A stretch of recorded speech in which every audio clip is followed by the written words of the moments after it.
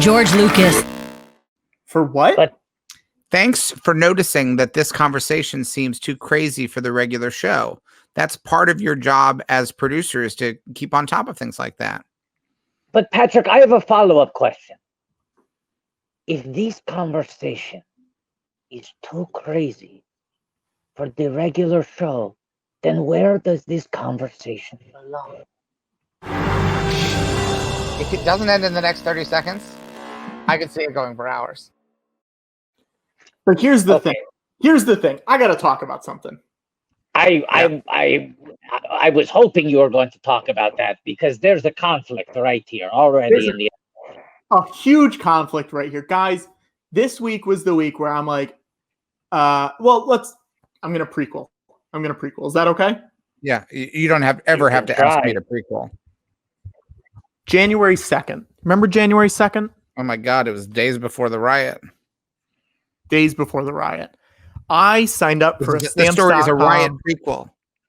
Yes. I signed up for the Stamps.com welcome package. I signed up for the 4-week free trial. It was supposed to come with a postage meter.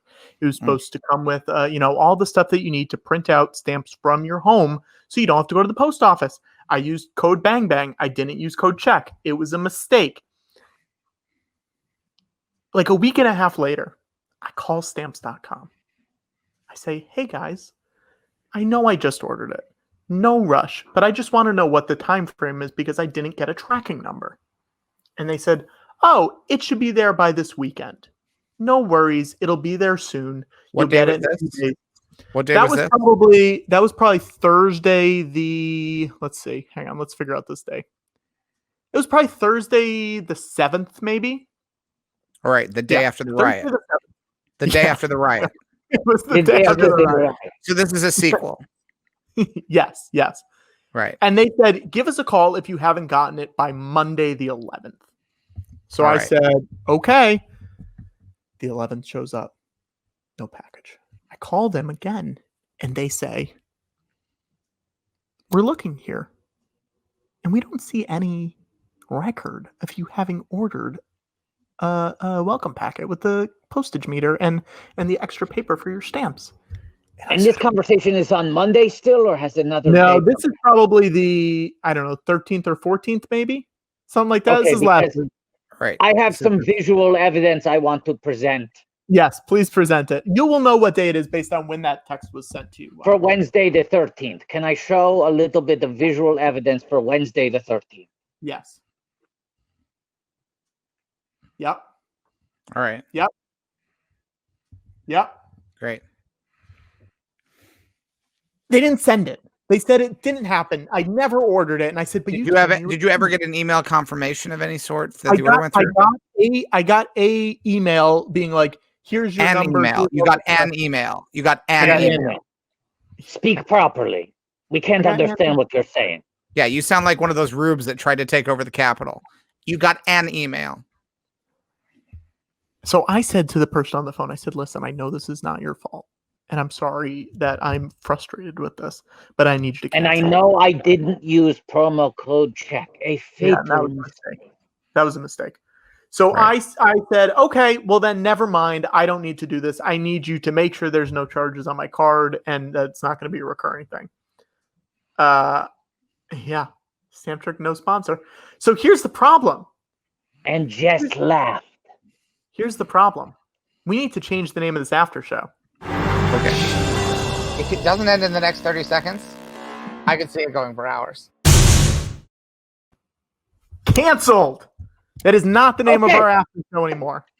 Cancel culture has gotten out of hand.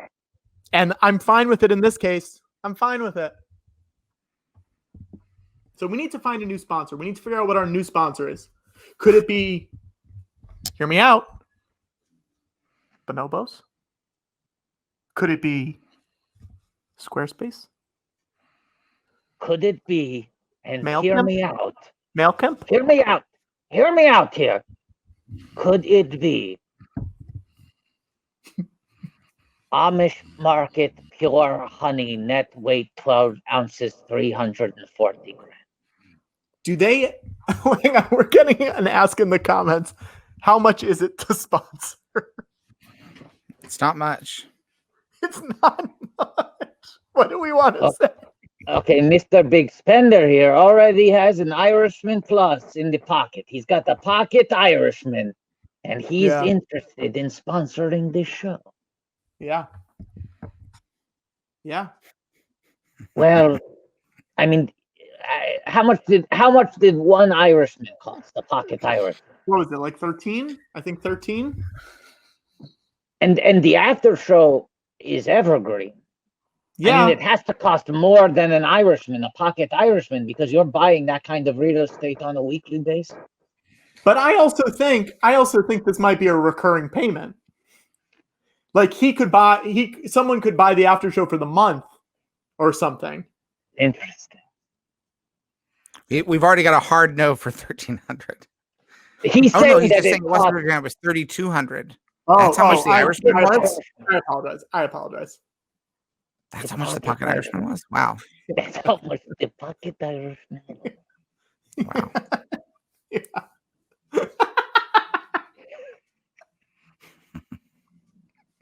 It's for a good cause. It's for a you good know cause. what's funny? What?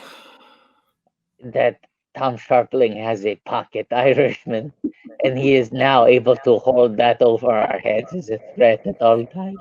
Mm-hmm. Yeah. A little pocket Irishman. So what do we want to say? Let's say for the month. Because I think there's also a world where Sharpling Also, buys I'd like buys the month after that, you know? Yeah. Also, let's get some fan art of the pocket Irishman in Sharpling's pocket.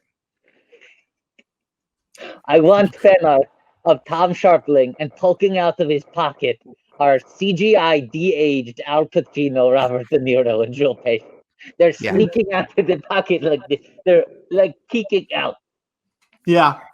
You know, I do really think, every generation has their own version of the Muppet Babies. And I love that for this generation, it's the cast of The Irishman. They truly are this generation of Muppet Babies. Here's an offer. $500 a week to sponsor the actor. Yeah. You got it. Yes. Deal. That's it now. Okay, bring Bryson in here. Bryson. Yeah, we're in the after show though, Bryson. Oh yeah. No, I'm just I've been doing this the entire time. Down. Okay, sorry. You made a protest sign when you could have been making bumpers. Bryson, is this okay that we have this sponsorship now? Yeah, what does Sharpling want to? I mean, what's the copy? It's his call. It's totally up to him. We get that sponsor is the one who dictates the terms. I had preemptively written down Amish Market Amish Market Pure Honey. I messed that up. Yeah, but maybe they can sponsor After Dark. I mean, we need them to come in with an offer. We're not going to give it. Actually, to them After Dark would work better because we turn out all the lights. Yes. Makes sense. Now, let's let Sharpling know our phone lines are open. He can call any one of us, or he can type in the chat what he wants it to be. Yeah. Or he can text And- me, or he can call, whatever he wants. And as a pitch, some fan art, as a pitch to try to get the, what's it called? Amish what? The Amish market pure honey, net weight 12 ounces, 340 grams. If we could get some fan art of the scene where those bullies try to pick on the Amish people in Witness, and they try to put the ice cream on, and Harrison Ford beats up the bullies. Yeah. Let's Let's get some replace fan art of Lucas Haas with the honey bear. Oh, a new character on the show. We're adding so many new characters tonight. Amish Honey Bear. Yeah. What a great new character. Balls in Sharpling's court.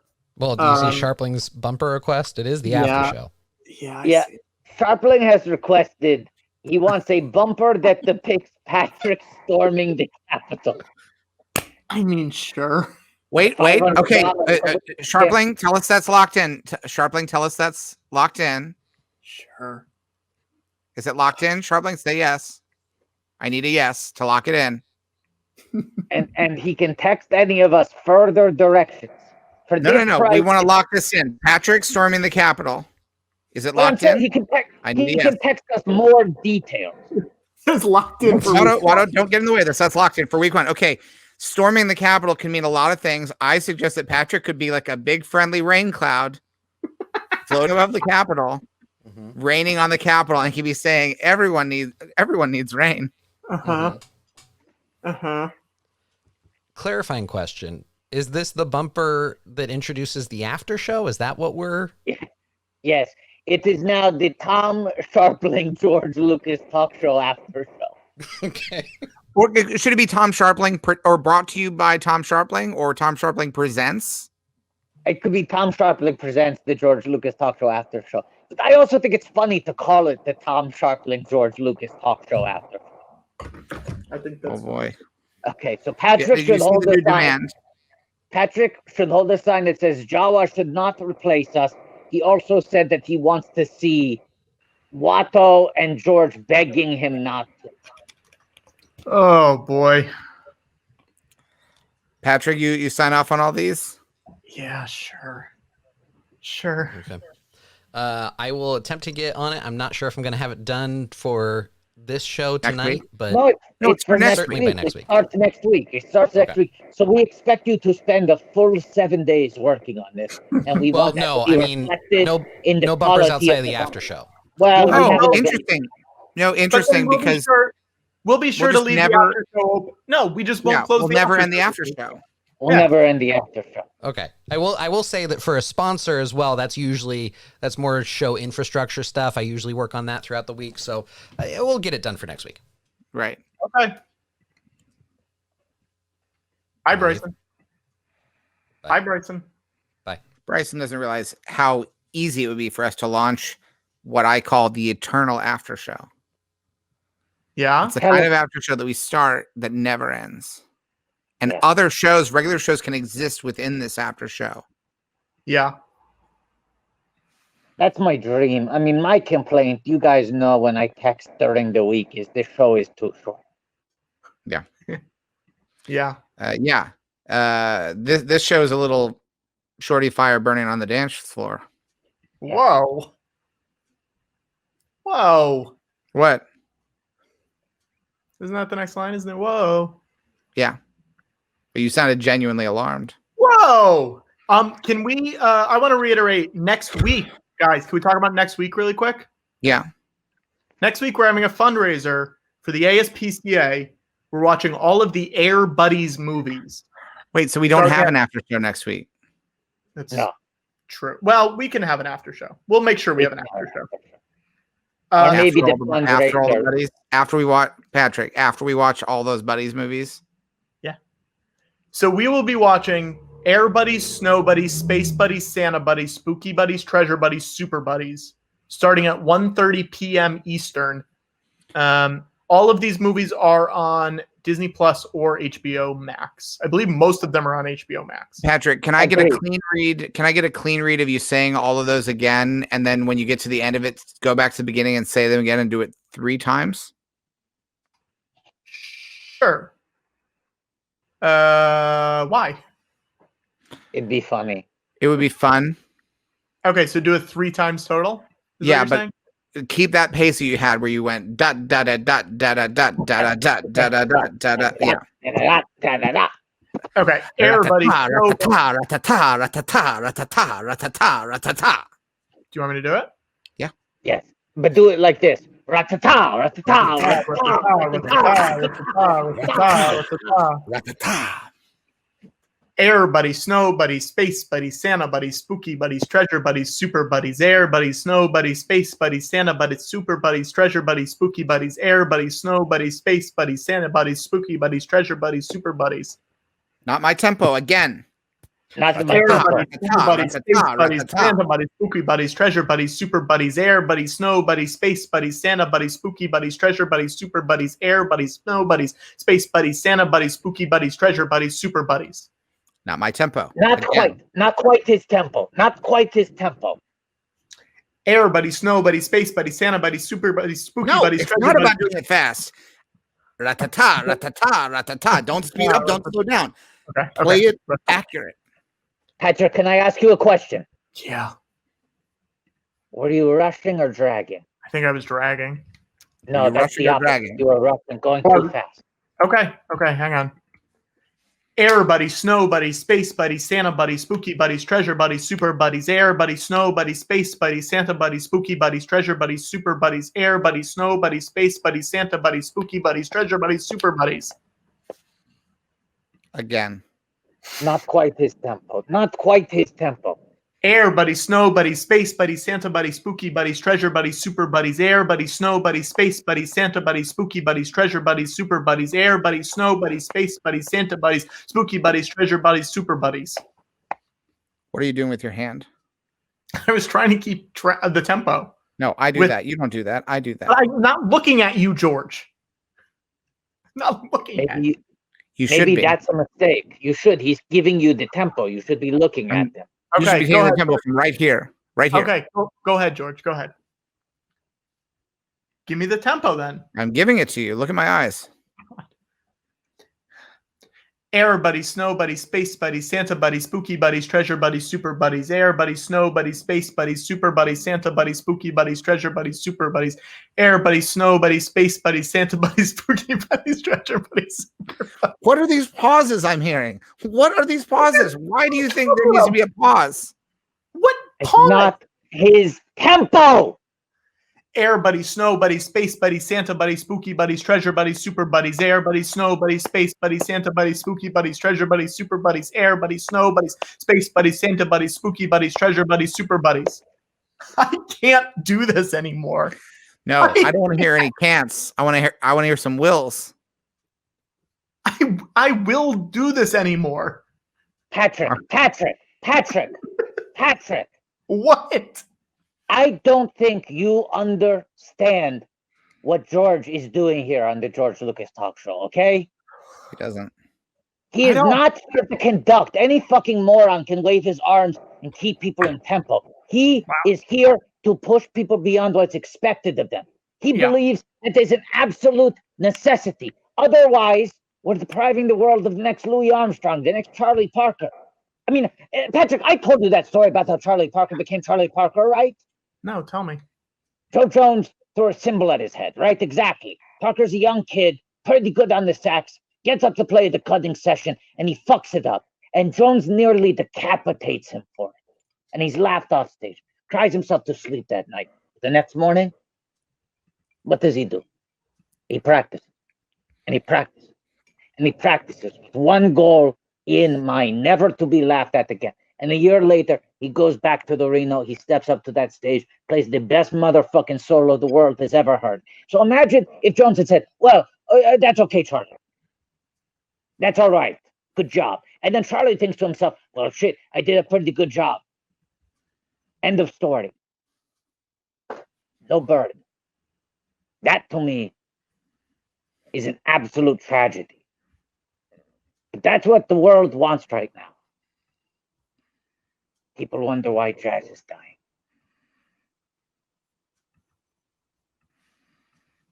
Do it 2 more times. The whole thing 2 more times or just the list 2 more times? Don't ever ask that question again. How dare you ask that George, I do you will. want to give us the tempo?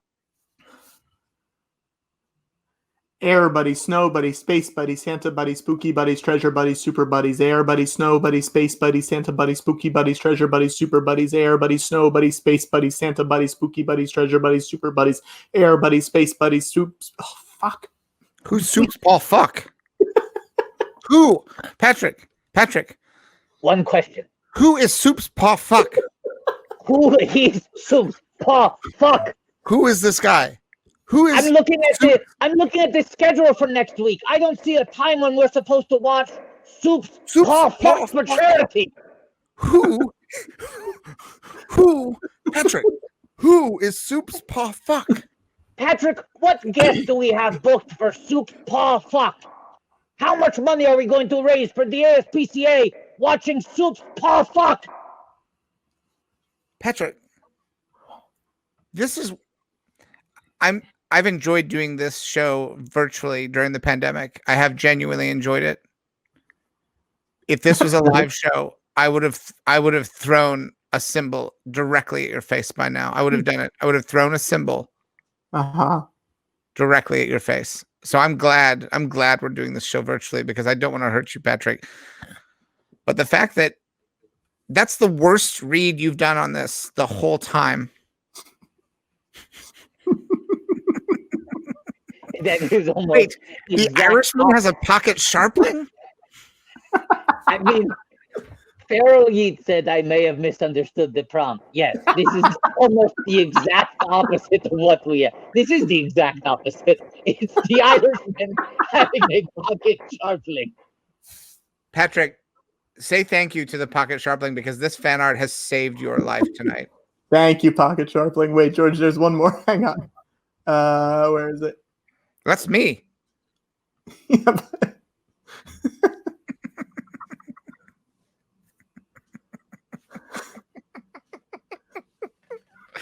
Oh, good stuff. That lolly just saved your life. That lolly just saved your life, Patrick. Lolly just saved my life. Patrick, And let's announce a show, a new Star Wars show called Star Wars Lolly and the Pocket Sharpling. Oh my God. Let's get the fan art for that new show. It's Lolly and the Pocket Sharpling, just a big lollipop who has a pocket sharpling. Star Wars lolly and the pocket sharpling. Oh, you know what? We have a fun time on this show, don't we, Patrick? Yeah. Don't we, Watto?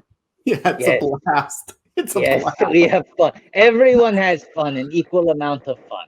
Patrick, Uh-huh. you tell me you weren't having fun doing that. Tell me to my face. Say it honestly, and I want you to be genuine. I don't want you to do it as a bit. Was that stressful doing that over and over? Yeah. But what's the I always- consequence? I It's just always a silly ran- show. There's no consequence. It's just I a always, silly show we're doing. We have fun here. yeah, I always ran out of breath on Super Buddies. Okay, Patrick, can I ask you Ooh. a question? Let's get that. Yeah. Let's get that. Make sure Yeah. people who are updating the IMDb get that in the quotes. I always run out of breath on Super Buddies. Sure, Okay, Watto. What's your question? Are you upset? Can you look at me, Watto? I'm looking at you. Are you No, upset? no, look up. Look at me while I talk to you. Are you upset? No. You are upset. Say it. I am upset. Say it so the whole band can hear you. I am upset. Louder! I am upset. Louder! I am upset. You are a worthless, friendless, suburban-lipped piece of shit whose mommy left Andy when she figured out he wasn't Eugene O'Neill and was now weeping and slobbering all over my live stream like a fucking 9-year-old girl. So for the final father fucking time, say it louder! I am upset. Start practicing harder, Cotner. Air buddies, snow buddies, space buddies, Santa buddies, spooky buddies, treasure buddies, super buddies, air buddies, snow buddies, space buddies, Santa buddies, spooky buddies, treasure buddies, super buddies, air buddies, snow buddies, space buddies, Santa buddies, spooky buddies, treasure buddies, super buddies. It's conflict Yeah. and it's compromise. And it's new every time. It's brand new every night. It's very, very exciting. Yeah. Let me ask you a question, Patrick. Yeah. Do you think that you're out of tune? What are you? There's no fucking Mars bar down there. Why are you looking down? What are you looking at? Look up here. Look at me. Do you think you were out of tune?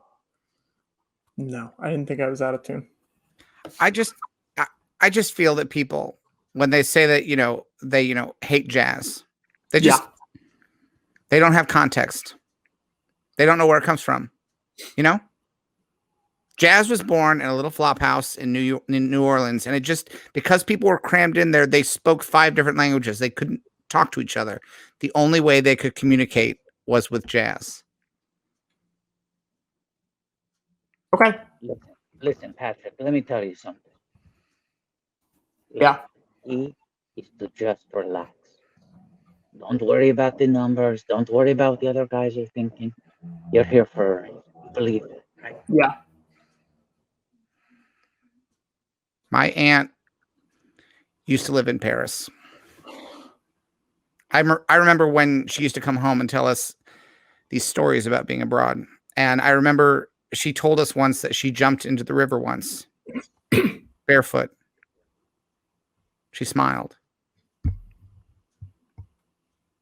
leapt without looking, and tumbled into the Seine. Mm-hmm. The water was freezing.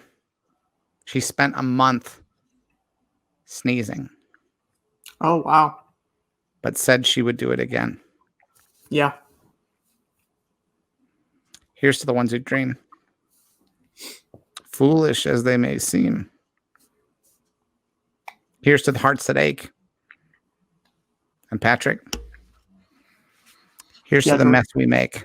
No, Patrick, don't interrupt me. Here's to the mess we make. Patrick, here's to the mess we make. We made a little mess tonight, Patrick. Patrick, I have a question for you.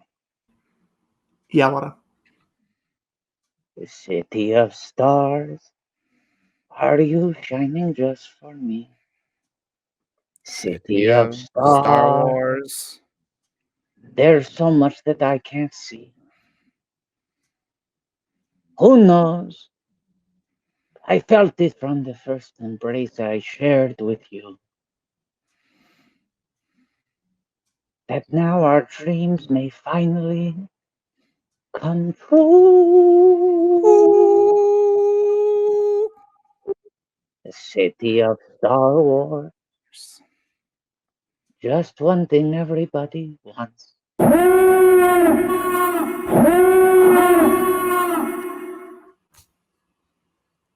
What? What? We were singing City of Star Wars, and now you're telling me City of Star making a guest appearance? Yeah, that's what I'm saying. Is that the transition? That's the transition. That's the transition. Wow. Wow. Wow. Watto, Wow. how do you want to have them do the normal introduction, or what do you want to do? No, yes, no. What our guests should do. Yes, no. Yes, no, yes, no, yes, no, no. Where did you take classes? Improv Asylum?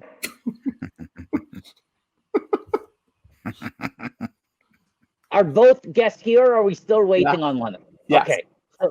So to our guests, type in the private chat how you want to be introduced. You can choose to do separate introductions or a joint introduction, and Watto will read it verbatim. We got 2 after-show guests tonight. Whoa. It's Ryan Gosling and Emma Stone. City of Star Wars. I want to say their timing was very good, because I truly did not want to have to sing that entire song. That song is so fucking boring. I got it. It's really long. Watto, it looks It's like the so intro. long. It's so It looks like the repetitive. intro is in there. Folks, I'm so excited. If you've been watching this show, you know that Watto is a big fan of these next 2 people. They come up many times over the course of these many months.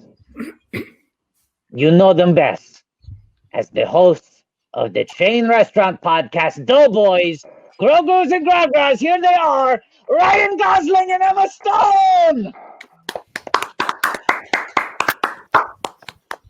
Hi, everyone. Hi, guys. How are you? Hi. I was clapping for myself. Wow. Wow. I've seen a lot of wows in the chat. People are wowed. Hello. Yeah. How are you guys doing? Thanks for coming on. Doing good. Great. Great. That's good. Great is good. Yeah, great is good. Wiger, what are you sipping on? It looks like maybe a tall glass of Pellegrino. Yeah, I got a Pellegrino. Sort of taking little sips of here, just to keep my whistle wet. But yeah, I mean, it's a little early even though we're on the West Coast, a little early in the evening. I'm on the West Coast too. I'm at Skywalker Ranch. Oh, that's right. Yeah. It is a little early, isn't it? It's a little early. I mean, whatever. It's 7 o'clock, but I haven't had dinner yet. George, have you had dinner yet? All I've had is a little bit of this Diet Double Fudge soda. Oh, wow. I'm going to help myself to a little bit more of this. Is Polar Brand Diet Double Fudge soda. 0 calories per serving, but 10 if you drink the whole bottle. Mitch, you're a big Polar advocate. I'm a huge Polar advocate. I was just thinking, what would be do you know what would be great, like a great marketing opportunity, George? What would be Skywalker Ranch, like ranch dressing, Skywalker Ranch dressing. That's great. Terrific. How have you not thought of that? Wow, today? That's crazy. That's right? So good. You do the wine. Yeah. What else do you have? Mm-hmm. You do the wine. You sell the T-shirts, but that's about it. Spiced peach preserves. I showed those off one episode. The Skywalker spiced peach preserves, remember? I need to go get them. I have them. Hold on, I'll be back. Okay. Wow, oh, there he goes. Yeah. Oh, He meant it. He was not exaggerating. He is going to go locate those preserves and bring them back to show you. Yeah, this is how this show works. Sometimes multiple members of the show just get up and leave. How are you guys doing? What's new? What are you excited about this week? I feel like it's tough to keep excited about things. What is keeping you guys excited right now?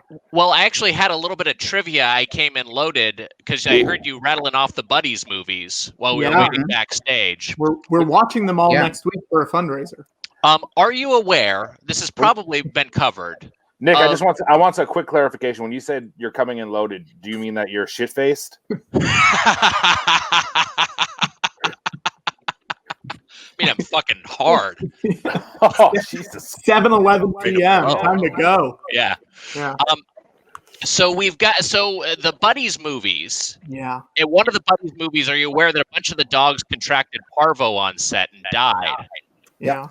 Jesus. And I just looked it up, and I was looking for a headline about it to see which Buddies movie. It was Snow Buddies. Snow Buddies. But this is the headline from the website Dogster.com. Oh no. The headline is Snow Buddies Not Much Fun for Puppies Who Died in Filming. That's your homepage. Yeah.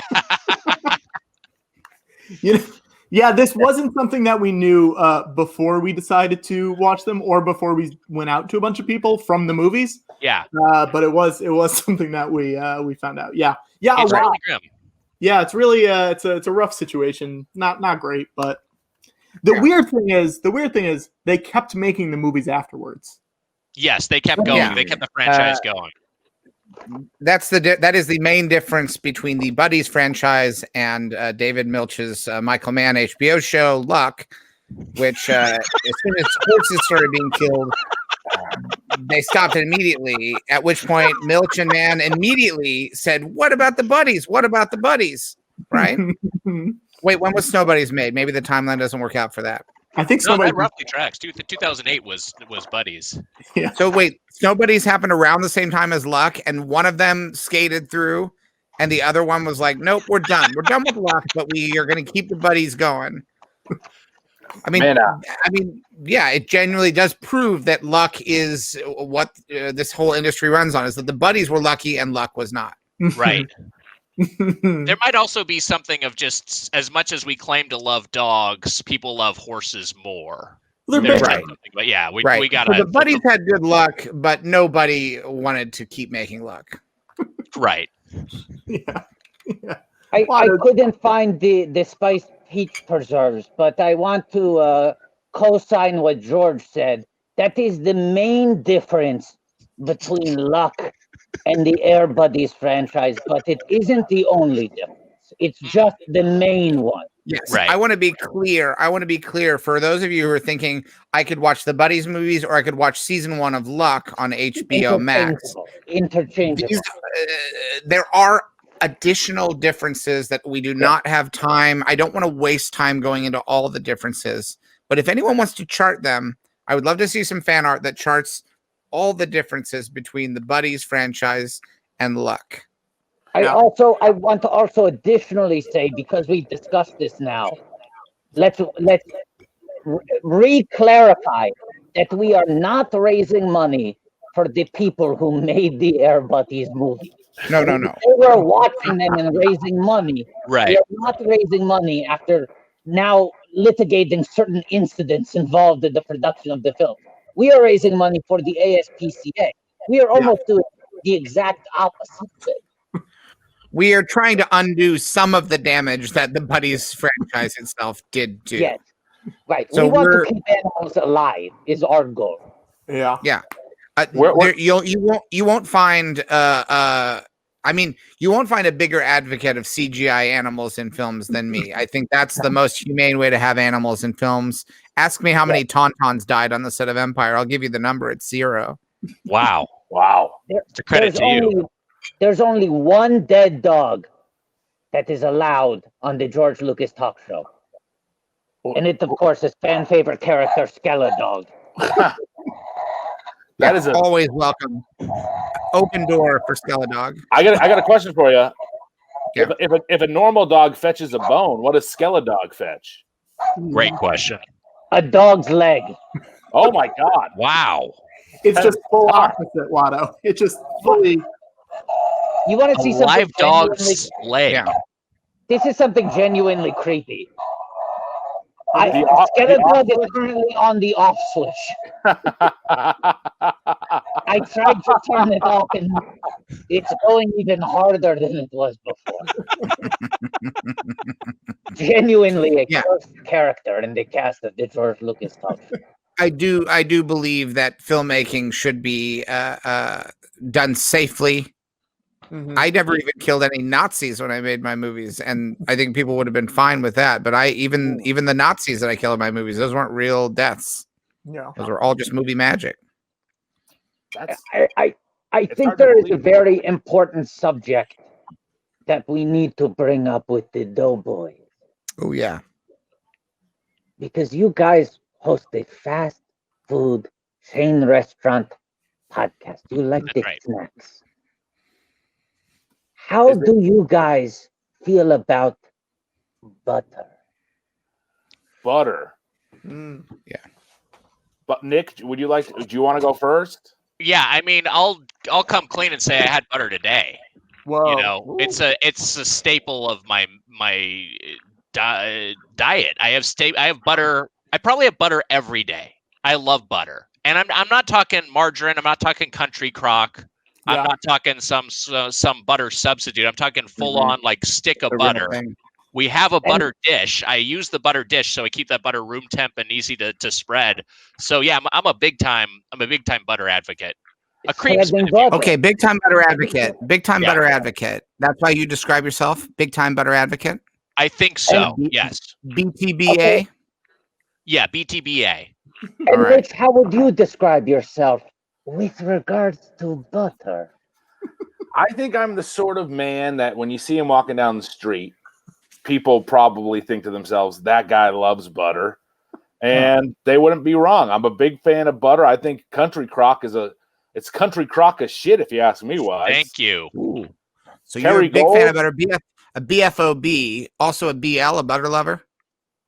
I'm a butter lover. Hey, A everything's better BL with and a butter. BFOB. Everything's I'm better with butter. hearing these very long titles that the Doughboys are using to explain that they like butter. They're the Doughboys and they like butter. What do you call a Doughboy who likes butter? What? Yeah. What would you call if you had to name a doughboy who loves butter? What would you call them? Trying to make this clean. How do we make this a short Yeah, what's walk? a good term? You're doughboys, but you A love butter. doughboy. but loves butter, and we're Love trying to. butter. We want like a compact version of that. A Yeah. portmanteau, if you will. Yeah. Okay. Clean. And so Mitch and I are doughboys. We know that much, Mhm. Yeah. Yes. and we And both we know like you- butter. We know that. Yeah. How do we Okay. express that so we got to combine those? Butter loving doughboys. But It's I think we still need even shorter. there's Gotta be shorter. Gotta be there's shorter. one extra beat. There's like a speed bump in the middle there. Butter- What if you just sort of took just the bookends of that? butter boy. Butter boys. Oh, Wait let a me minute. introduce you to my little friend, the original Butter Boy by Wow. Norman Wow. Rockwell. Wow. Wow. George, show them that butter a little bit better. We didn't get a good look at it. Yeah. Yeah. that's Oh no, Oh you'll my get a good look. Because look at much look like at that. you, Look at that Look at butter. that young Republican. much like you, Yummy, Wiger, yummy, he likes yummy. to spread the butter. Yeah, he's into it. Yeah. Wags, did you have Shit to secret. Wags, did you have to sit very still when they were drawing you in the shadow? I think we need fan art. I think we will probably get fan art with your guys' faces on this. Wow. I'm going to say within 5 minutes. Now- Yeah. Now, I was gonna to pitch off of Air Buddies and Snow Buddies. What about Butter Buddies? Whoa. There you go. Ooh. butter Butter buddies. buddies. Well, Butter but buddies. Butter buddies implies more than one. Like that Yes. implies a multiple. That's true. Mm. That If would you imply don't- two. Wow. Girl. Oh my Because goodness. representation matters. So hang on, wait a second. Maybe you guys can't see it well enough because it's on the plate. You know, maybe you just need like a bigger. What if you saw on like a dish or a tray? Wow. That's Well done, Rockwell. I gotta say that she really is loaded on the butter in that picture. She is. Yeah. I mean, you look at this, like, Yeah. Jesus, look at that's too huge. That's a stick of butter right there. yeah, Jeez. it's too much butter for Yeah, that. she's putting Butter Boy to shame. Yeah. Is that a wood block? Is that like a cutting board, or is that directly she's putting that onto a big piece of bread? I believe Yeah. it's a big That's the piece of bread. I don't know. You maybe doughboys, you're you know when getting you look at some confused. bread. Maybe Yeah, you're that looks getting like bread. confused. It's hard to follow what's happening there because there are too many colors, right? I feel like there's so many colors on that tray. It's hard to make out what's happening. Let's simplify it for you a little bit. There you go. Now hold on a second. Wags, this isn't at all odd to you that this is happening? I mean, I guess I've kind of took it all in stride because it built so elegantly. Like we kind of just climbed the stairs step by step, and it just sort of naturally built for me. We strive for elegance on the George Lucas Talk Show after show. Hang on, I'm wondering, maybe you guys are like, but what would she look like in real life? Like, what if I need a little bit more realistic looking? Sure.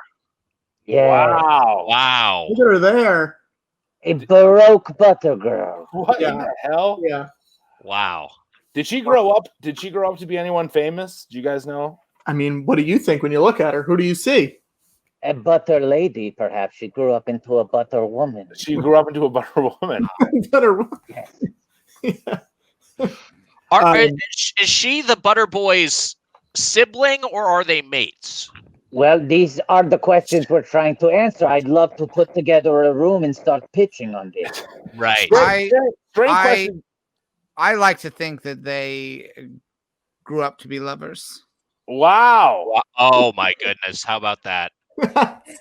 Wait, George, is this new? Is this the first time you've shown us this? No, I've shown this before. You got really angry at me. No, I got excited. I thought we had a new merch update. Is that the butter? Well, I would have rung. If there was new merch, I would have rung the butter bell.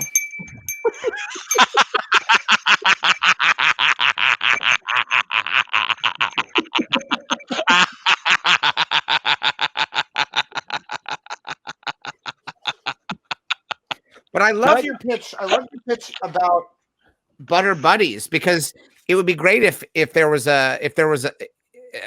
we could tie in the butter the Butter Boy Butter Girl franchise in with the Buddies franchise. If there was some sort of a butter dog. Hey, let me it could tell be you. the butter buddy. You get a movie, you feed a bunch of dogs butter on set. I don't think anything's there won't be any problems with that. What the fuck? Wow, we have some sort of 3D version. But look at that little buddy. That is Look a at that but butter that's a butter buddy right there. Yeah. Butter buddy. He Wow, wants some of that butter. He's such a good boy. How Look at does that it good boy feel- wants that butter buddy? Mitch, how does it feel to have pitched something and then not knowing that Norman Rockwell pitched it 40 years ago? I mean, it makes me sad, but I'm also delighted that it exists. Sure. My guess was that the redheaded butter girl grew up to be Judge Judy. That was going to be my guess, but she looks very similar to Judge Judy. But Wiger, you freaked me out when you said that you think they mate. I meant like would they grow up and would they fall in love ultimately? Like is that are we saying that they are? I mean, does that look like love to you? Look at It that. sure does.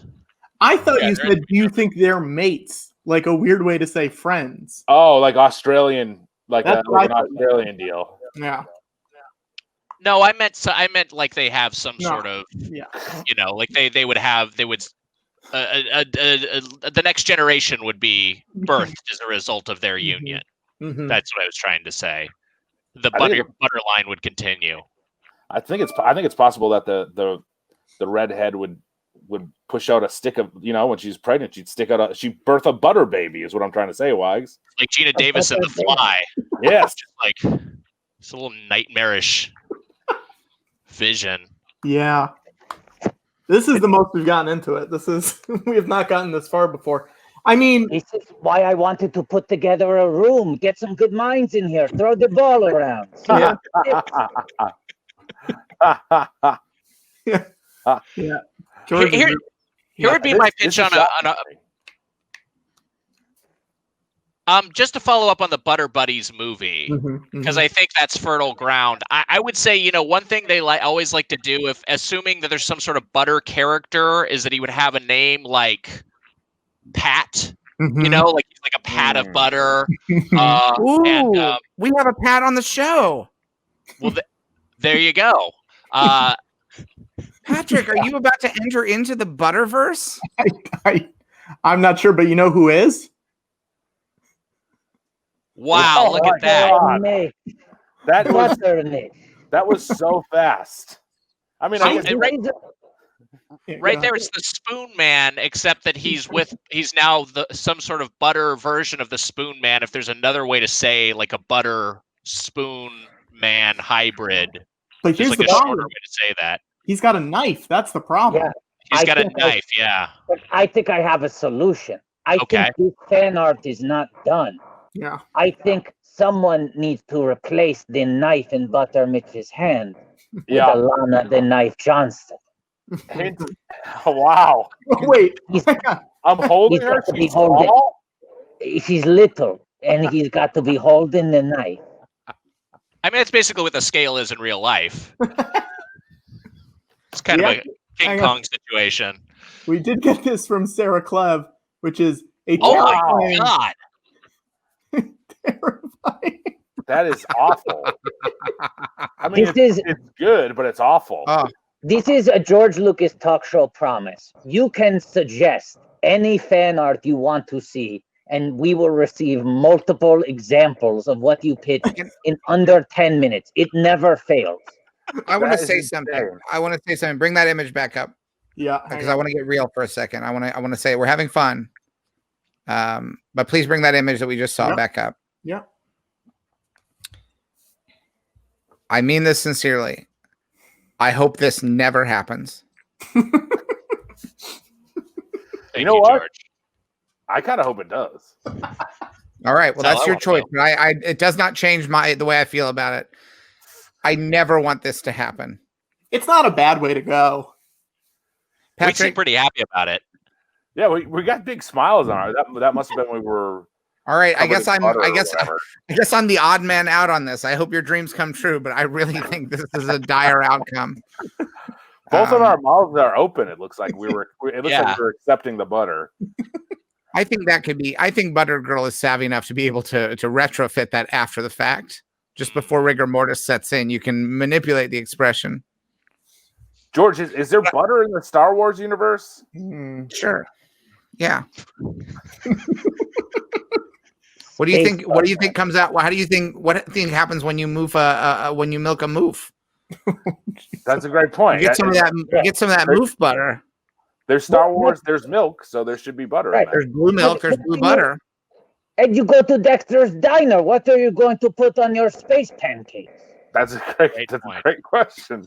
I do want to say I'm very happy. We've talked about the Butterverse with a lot of people, and you're the first people to ever suggest what was the obvious story point right in front of us, which is that our own Pat Cotnar would be himself a little pat of butter.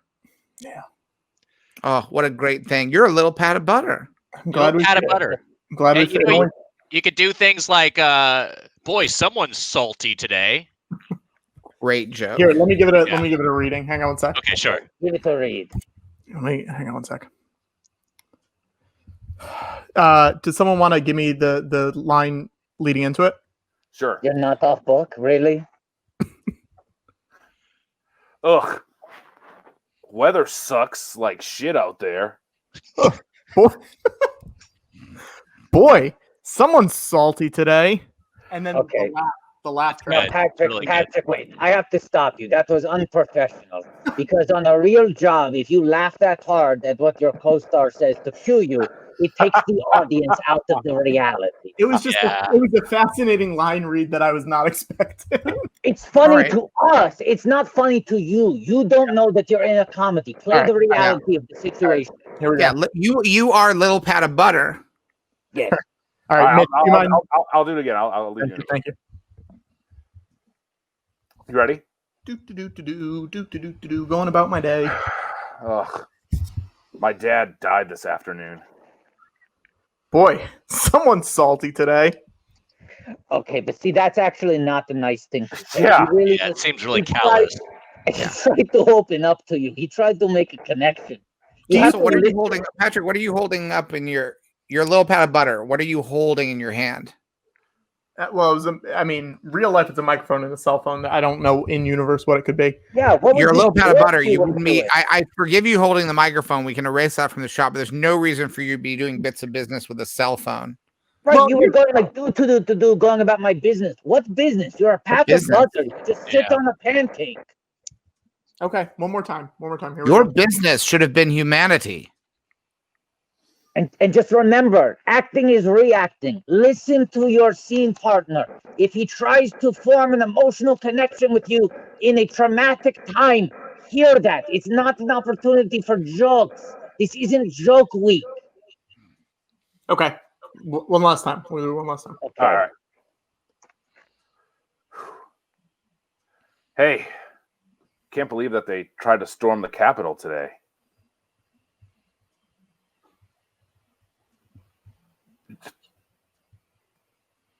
Yeah. Did you watch it on? Did you see it on the news?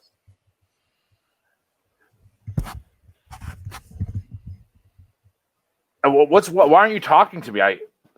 Do you not respect me? Boy, someone's salty today. Okay. See, there it is. I didn't know if my character could say anything else or if this was a, You my have name a line. You have a line in the script. So you chose to ignore the whole thing about the Capitol, but then Yes.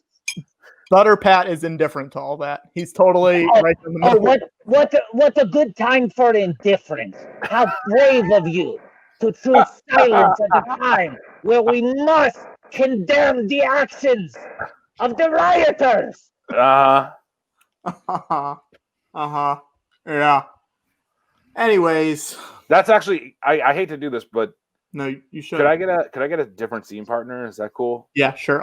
Let's do Watto or Nick. Who do you want to do it with? Or George? You want to do it with George? I know you're a big Star Wars fan with a lot of takes. I feel like this would be an honor for you to do it with George. I would love to do it with George. Okay, let's do this. All right. Ugh. Just got back from BK. My fries are cold. Hey, someone's salty today. You got me. That was really good. That's not. Bro's bro. That's not. It's great. It's so funny. What a weird script. Why would someone even write that into the script? what is good is truth and comedy. Yeah. Yeah. Well, I have to admit, I was paying a little bit of homage to some of my previous comedy work. Yeah. Oh wow. Yeah. I don't know if you guys were a fan of the you guys like big movie comedies. Of course. Do you like comedies with music that goes like this?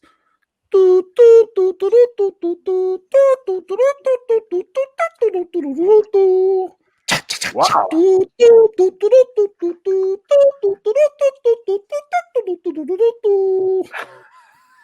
Wow, there you Oh are. yes, that's right. That's right. Yeah. Yeah. George, someone made him the sweatshirt too a few weeks ago. He's watching that scene. Yeah, that's George. Say your line. George, you're watching. You're okay. Hey. That's George's line. Axel Foley is on the case, but George thinks that Axel Foley is cutting him in line. So he says, "Oh, yeah." I say, let's get out of here. Which is always also a great Star Wars line. One of the best lines in all the Star Wars movies is, "We got to get out of here." They're always, if you like, I don't know if you guys like the Star Wars movies, but in the Star Wars movies, it would always be very fun to have characters in a dangerous situation or a situation where they didn't want to be there, and they'd say, "We got to get out of here." Yeah. I think those moments are great. There we are. That's the land of the knife Johnston. That is as the knife. It looks like, man, my head really birthed its way out of that suit there.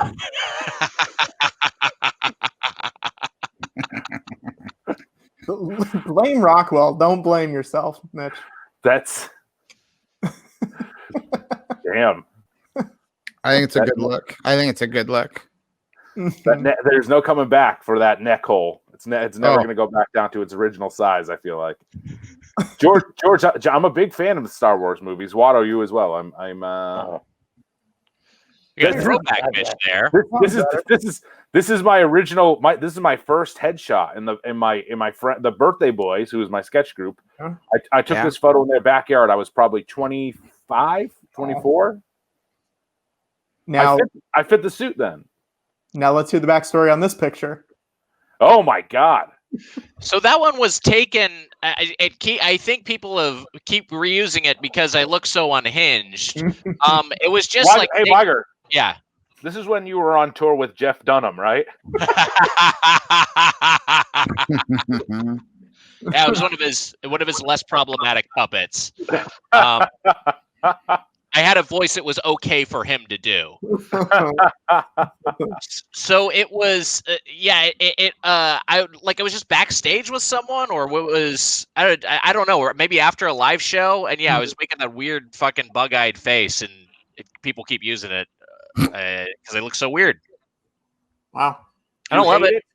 I don't love it. Boil your blood? Yeah. Okay. Well, I mean, but also, what are you gonna do? It's just like people are clearly having fun, circulating it and putting it in different contexts. So whatever. What are you gonna do? Now we did just get one, and this is a conversation topic. I feel like this is an important person that we need to talk about. Wow. George, I was gonna tell you this for real. I have played you before, and that is me.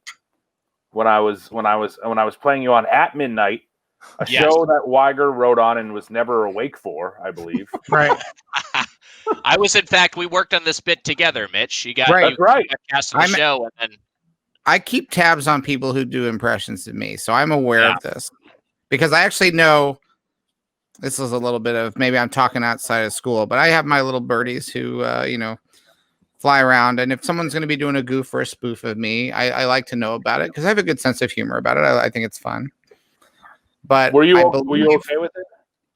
I was fine with it. I thought you were very funny. Thank you. But I do have to tell you that I know that prior to your appearance on that show, I know they put an offer out, a very tentative one out to, I believe, a New York City-based comedian who was doing a thing, and but they wouldn't fly him out. Oh, wow. They said, would you like to come and imitate George Lucas on At Midnight?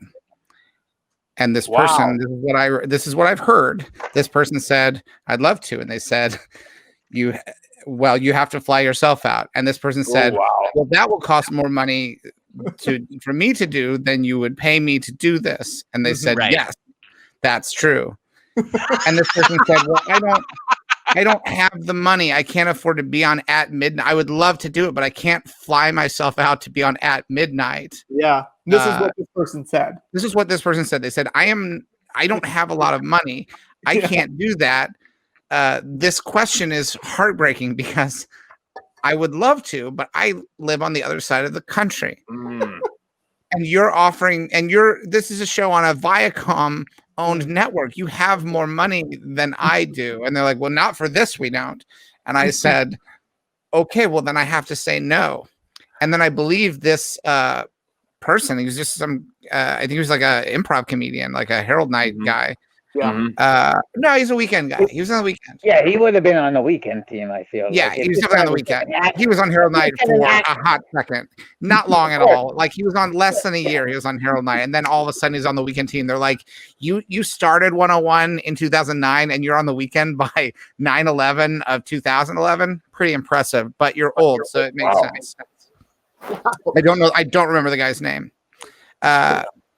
And I don't know who you're speaking of. I just know logically, if someone was getting a straight offer from at midnight, even if it was local hire only, they probably were at weekend level at that point. Oh yeah, definitely. But then I believe this guy just watched it. Just watched it at home. Was like, oh, okay, that's funny. Wow, That's good. I have bad news too. Oh no, I not just more recently, bad news. I just recently did a Watto bit on the show The Wall, the NBC game show. Yeah. You went on the wall and did the what? And Really, just multiple Chris Hardwick hosted shows. You're doing Star Wars bits on. I went as Watto just recently. And they flew me in from Quincy, Mass. From, That's right. Like Los Feliz to Burbank. From Los Feliz to Burbank. Yeah. Okay. What was the bit? They put me up on wires and I fly around the studio and I say toy. I mean, I don't even know how to say your hometown. Toydarian? What is it? Toydaria. Yeah, Toydaria forever. And then I fly off. They open up the studio and I fly out into the night. It was a lot of fun. Wow. I brought you up too, Watto, because I was like, "There's the real Watto." Yeah. Yeah. I mean, and they were flying around on cables. Yeah, they were some heavy duty cables, I will say. right. Yeah. With me they wouldn't need cables. I'm just CGI. I just do Right. it. Yeah, you could just do it on your own. I'm sorry. I also just did a Watto bit. No, please, please. My quote is way too high. I would not have done that. Wow. Watto doesn't do TV. Watto features only. Mitch, Watto, I have to say that. Okay, yes, please. No, what are you going to say? We'll never see you in any of the Disney Plus TV shows? I don't know. I mean, look, they know my number. Kathy Kennedy has not rung me in years. She knows where I'm at. She knows how much I cost. I'm like Bruce Willis. You pay the number, I'll show up, irregardless of quality. But I won't work for a penny less. It's $1 million a day. I sincerely mean this. That I think instead of Baby Yoda, it should have been Baby Watto. I've said this before. This was Mitch's pitch. I've been pitching this hard for season 3. Now that spoiler alert for the end of the season. Now that what happened at the end of season 2, it's like, who's the next little cutie? Yeah. Who's the next little sweetie? Yeah. A little Baby Watto. Little Baby Watto. What do you call it? I mean, we got Grogu. What's the little Baby Watto name? Well, okay, if it's Baby Yoda becomes Grogu, then Baby Watto should become Wagyu. should be Frofu. Frofu is pretty good. I'm just doing it strictly by code that if it's W to Y, Yeah. then we got to go G, we got to go back up to F, so it should be Frofru. Wow. Mathematical. Now, this is what I was going to say. This is what I was going to say to you, Mitch.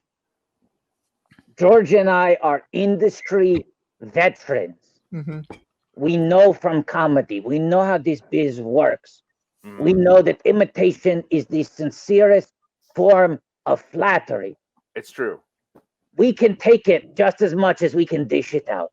Oh I yeah. agree. But our little pat of butter over here, he is delicate. He is innocent. He never even wanted to be on camera. If you go on Talking Dead and do a Patrick Cotner bit, I don't know if he can handle it. Please don't do it. Please Please don't. Please, don't. Well, I have We some beg bad you. news. Oh Oh no. no! Talking Dead's not on anymore. Oh no! I recently shot Talking Dead, and Patrick, I was dressed up as you. Oh, They put no. me put me up on wires, Oh Oh no! no! and I was flying around the Oh, you went studio, full method. Yeah. Oh my god. and I was saying Oh, no. Toydoria forever, and then again Yeah. the studio opened up, and I flew out into the night. Well, So it here's sounds like they just kind of reused the bit for Watto. Nick, I'm just an actor. I don't. I can't. I know. control You're a the script. professional. You're gonna go out there and deliver what they need for you. Okay, What you need wait. from you. But here's the question: weird.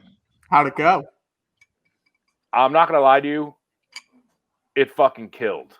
Hell yeah! Really? More than the wall? More than the wall? I mean, like the audience looked like The Walking Dead when I was done. That's how much it You killed. killed them. Wow. Ah, Wow. Mhm. all right. You know, all this talk of bits, Watto, you can do with this what you will, or we can turn it into fan art, but it's just a thought that popped into me from recent headlines. Toydaria Baldwin. I like that. It's great. Toydaria Baldwin. She wants people to believe that she is a Toydaria. Toydarian. That's Yeah. right. Kind of goes in and out of the accent depending on Yes. the context. Mhm. Right. She calls her children her slaves. Yeah. She's got a lifestyle brand that's all about selling junk. She was born in Connecticut. Her real name is Tanya. Yeah. There's a lot going on with Daria Baldwin. Toydaria Baldwin. Someone please make fan art of Alec and Toydaria Baldwin. And make sure to tag them both in it. Yeah. Sure. Yeah. What the heck? Let's get our Twitter banned blocked by Baldwin. Now, Watto, Claudia Alice in the chat is wants you to ask the boys about Detours. Do you want to do this? Yeah. Let's ask them. You guys like comedy shows? Obviously, you're comedy fans. You love doing comedy. You love watching comedy. Oh yeah. And you like Star Wars. Do you know about Detours? Have you heard about Detours before? Have you heard the word about Detours? I've heard of Detours, and Yeah, we've heard of Detours. we've Yeah. heard of Detours. Yeah. What do you think it is? What do you think it is? Is it a Disney Plus show? I mean, that's the question. Is it? That's the question. That's Oh, the you big just question. nailed it. Yeah, that is the question of the hour. Mm. Is it a Disney Plus show? Because it seems like it should be. Well, let's go through what makes a Disney Plus show. Well, first of all, it's got to be a Disney property. They have to own it, right? Mhm. They don't. If they don't fully own it, it doesn't go on Disney Plus, right? Mhm. Like Sure. you don't see Spider-Man Far From Home showing up on Disney Plus because it's not a full. Disney doesn't fully own it. You got to go to Stars for that shit, right? Mhm. And 2 stars, So- I do go. I go and watch it there. Wow. Yeah, you go to Stars and you watch that. You log in, you go to your Stars app, and you watch Spider-Man Far From Home on Stars. Mm-hmm. So Disney Plus show needs to be something that Disney has the rights to, which it's a lot of things, but it's not everything. Star Wars Detours checks that box. Mm-hmm. What else does it have to be a Disney Plus show?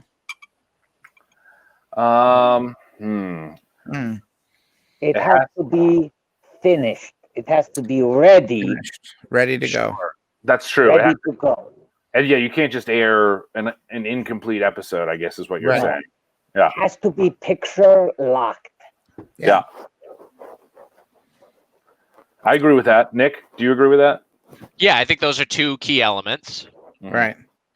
And it should be fun, right? I mean, this isn't necessarily essential, but like it should be fun. Like it should be something that people would enjoy, right? Yeah. Yeah, that'd be Maybe fun. even funny. That could be, that's Funny is a bonus, but yeah, fun. Yeah. I'll give it a bonus Funny. finger. Let's give it a funny bonus is like finger. a half finger. Yeah, 4 Okay. bonus fingers. That's pretty good. Yeah. I can't. The issue is that my pinky and then the ring finger move together, kind of. Do you notice that? Yeah. Oh. What if you do like this? You do this. I guess Oh, that's, yeah. that's adjacent to an OK symbol, which is we should Right. not be Yeah. making. Let's not do Oh, yeah. that. Let's Not do that. Jesus Christ. Cut it. I thought you were just saying that you were to do that. Okay, here we go. No, This is probably something bad. This that's is not like bad. the, Too. Let's this take is the hands reverse down. shocker. Hands Okay. down Yeah. for the rest of this. No more hands motion. Well, we got some good news and some bad news. Because 36 episodes of Star Wars Detours were produced and finished. 36 was the number, with an additional I thought 30. it was scripts. 39. Oh, you're right. It was 3 seasons of 13. It was 39 completed episodes with another 30 scripts approved Wow. and ready to go. Picture locked, sound locked, recorded, finished. And George self-financed. George paid out of pocket, staffed the room, hired the animator, because he said, I've never had a difficult time selling Star Wars. People always want to buy Star Wars. I'll make my money back. Right. And then, on one dark and stormy night, Oh my God. the mouse snuck through the window of Skywalker Ranch Oh and my. stole Star Wars and left behind a note that said, poo-poo to you, George Lucas. You don't get to make Star Wars anymore. Here is a crummy $6 billion. Bye! Wow. My mentor, Francis George. Ford Coppola, when he says he wants to do a little bit more, he wants to take Godfather 3 and make it into a new movie. What does Paramount say to him? What do they say? They say, sure, Francis. It's the same movie, but yeah, we'll call it something else. We'll put it out because we don't want to. They say be our guest.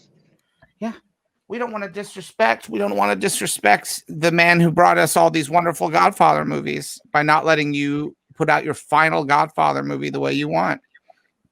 But when it's George Lucas and my final Star Wars work sits on a shelf, in the Disney vault. This gets me mad, George. I'm mad for you. This is the greatest irony of all. George was inconsolable when the mouse stole his Star Wars. But George, ever the optimist, tried to find a silver lining. And he said, well, the good news is at least Disney is famous for releasing animation.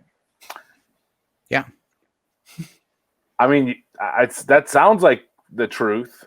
Yeah. You know 10 those years. scenes. You know those 10 scenes years. in film comedies.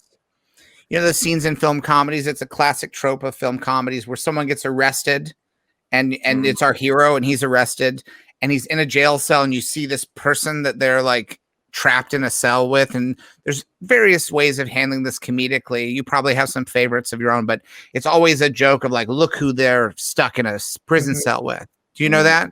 Do you like that when that happens in movies? I love it.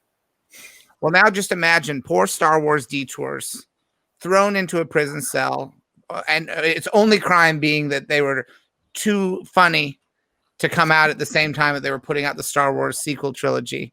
They were too silly, too enjoyable and fun and funny. And then we see them thrown into this prison cell, like, you're never going to be released. And then we pan over and we see who is poor.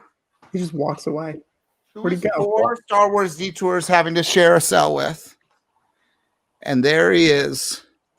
Old Brer Rabbit. Oh my God, the Song of the South. Wow. Old Brer Rabbit. Wow. Over there on the shelf. Dear God. Equally banned. Just sitting there on the shelf. What are you in for? And teacher says, it was too funny. What are you in for? Well, let me tell you. George, I don't know what the current possession laws are in the state of California, but are you allowed to show that you have that on camera? Hey, Patrick, I'm wondering if after accidentally showing the OK symbol and Song of the South, are our numbers up? We're done. Shockingly, we've been doing this show for, where are we at? Like almost 3 hours now, and they're the highest they've been so far. Oh, no. Oh, boy. For Life Day in December, we did a big holiday fundraiser, and we said we want to book the most guests we've ever had on a George Lucas talk show. And the record to beat, all we had to beat was 54. So Patrick could book any number of guests above 54. Do you want to guess how many guests Patrick booked and then said, that's it, no more guests? I'm guessing 55. I'm also going to guess 55. 88. He could have done 55, but he went all the way up to 88 so that he could hit a nationally registered hate symbol.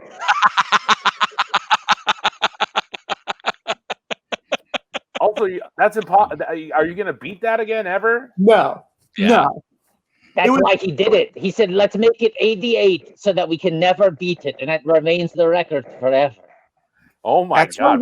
That's why that bounty hunter character that I created in Empire Strikes Back is the most loathsome character in the entire Star Wars franchise. IG-88. Fuck that droid. Fuck that. Yes, in the first draft of the script, his name was IG Neo-Nazi. Yeah. Man, that's a very extreme. Yeah, Kenner didn't like it. That's why they changed the name. Kenner said, "You can't put that on a fucking toy box." That's a tough sell. My mom bought me all the prequel toys when they came out, and I was home. And for my birthday this year, she gave me all the toys again because she found them. Wow. Yeah, that's exciting. So I got a Darth Maul. I got a bunch of stuff. Wow! Wow! Watto himself. You got the Comtech chip of Watto. Yes, the contact chips were there as well. I have a question for you. You brought up You brought up that you were drinking a San Pellegrino. Wow, a Watto Koosh. Watto Koosh. It looks like we got a Dexter. We got that over there. Dexter. Dexter's colors are strange on the toy. Sure. Yeah. He looks bizarre. Yeah. More bizarre than normal. But isn't there a Star Wars city that sounds like San Pellegrino? Am I making this up, Wiger? Isn't there a San Pellegrino sounding city, not a planet? Or maybe I'm just thinking of San Pellegrino and thought it was a Star Wars city. It probably honestly, let's make it a legend. Camino? Let's get the fan art. Oh, Camino. Going Camino. Pellegrino, Camino. Camino is probably it. Yes. Pellegrino, Camino, sure. I like that people in the chat suggested Mon Calamari. And San Francisco. San Francisco. Yeah. Wait, I have a question. George, I'm going to pull you for a second. Pull me. Is that okay? I have to. Wow. He can't hear us anymore. He's gone. Okay? Okay. Fair enough. Wow. Where do you guys stand on George? Like, would you have wanted him to make more movies? I wish he made the latest 3 Star Wars. Yeah. Yeah. I'm pro George. I like that I don't necessarily agree with every decision he has ever made, but I like that he had that level of pitting a little bit, that degree of creative control. Like it's great to see a singular vision from one man. Yeah. Why? Show him off. People want to see him. I don't want to show my wet pits. Show him off. It's gonna end up in fucking Photoshop things. It's gonna end up in Wiki Pit. Let's say this: if you're watching right now and you want to see those pits, hashtag show those pits. So he's got, but I like Mitch. I agree with. I would have liked to have seen him have creative control or more creative input, or in the latest sequel trilogy, because it was just a fucking mess, a rudderless mess, a ship without a captain. All right, I'll show the pit. I'm a little stinky. I'm a little wet here. Why? Full screen. Oh, but look at that shirt. Look who's on that shirt. It's Oh, yeah. natural, Wags. It's natural. I know. I'm sweaty. I can't Wait a help it. second. Wow. Yeah, I got my Lakers Mickey shirt. Did the mouse steal the championship? What is he doing with that trophy? He It did looks not like he win. did. He did. It's gonna because bring of the bubble that was in Orlando for the NBA playoffs. So that's the association. I just Wow. want to show you. These are 2 new characters on our show. Hang on one sec, George. Hang on one sec. Wow. Okay, so Mitch Wiger, who do you think these characters are? Whoa. You were wrong. They're secret lollies. Wow. That's incredible. That's the kind of thing you would. That's the kind of fun you would have had from me if I'd been in charge of the sequel trilogy. Lots of Okay, fun wait a second. surprises. George, can you leave for one more second? I think that's good. I think that's helpful for like if you got a lolly and you're walking down the street, you're not going to get it covered in dust or soot or whatever. You know, it's a practical. It's a very practical gift. Because you don't want to be sucking on that the whole time. Sometimes you got to air it out a little bit. Give your mouth a break. Or if you just want to look tough and you don't want people to know that you got 2 lollipops in your hands. That's very true. Yeah. Now, Mitch Wiger, before we bring George back in here, he's been a little down in the dumps lately. Because Disney has announced 10 new Star Wars shows. Everyone's making a new Star Wars movie. And he feels left out. So when he comes back in, you guys should tell him how much you wish he was making the movie. I think it would mean a lot to him. Okay. Why don't we? I think maybe Mitch. Do you want to just play this like this is just a conversation we're having, and we don't realize that George is going to be added back in? Yeah. Okay. Great. Okay. All right. So Patrick, add George back in, but let's pretend that it was an accident and we don't know he's back. okay. Great. So let's just start talking just to keep the conversation feeling. We're just talking. Yeah. Okay. We're having a boy. Yeah, I agree, Mitch. We both were on the same page. Man, I wish George had made those sequels movies. Right, that sequel. Man, that would have been so cool. If I had, I'm back on the stream. I can hear you. You want me to be in charge of the sequels? Oh, how embarrassing, George. Oh, this is sweet. We had no idea you were there. Yeah, I'm kind of embarrassed, honestly. I'm glad I heard it. Is this how you really feel? Yeah, I mean, we thought we were completely, this was completely a private conversation. So this is absolutely us. Wait, completely a private conversation? You realize this is a show we do online. We forgot. We forgot. Oh, yeah, that makes sense. We're just having fun chatting, and we all forgot that we were live. Yeah. Well, if you guys wanted to pitch new Star Wars series, we are announcing more new original Star Wars shows every week because Disney announced I think 11 a few weeks ago, and so we have made a vow that we're going to announce 10 new Star Wars shows every week for the next 10 years. Wow. In the hopes, obviously I don't own them anymore, we can't get them made, but if the ideas build up enough buzz, maybe Disney will be like, let's make one of these, Right. We don't have green light power, but we have the power to announce as many shows as we want. Whether or not we make them is another question. Because Disney's done that anyway. They will announce like the Game of Thrones boys are going to make a Star Wars, or they'll say things and then they don't necessarily. Oh, Dough Buddies. Well, let's make that one official. Let's announce that. Yeah, let's make that official. So we got Dough Buddies. We have Tom and the secret lollies. Yeah, Lolly and the pocket sharpling. So hold on. Right. Sorry. Watto, can I quickly just say that Dough Buddies is what we're pitching as a Star Wars show? I mean, you're in it, so I mean, yeah, George and Watto are in it, but that counts for a Star Wars show. Well, I think if we change me to Baron Papanoida, then it makes it make more sense. I like that. But let's come up and with Patrick. Let's have Patrick be the little.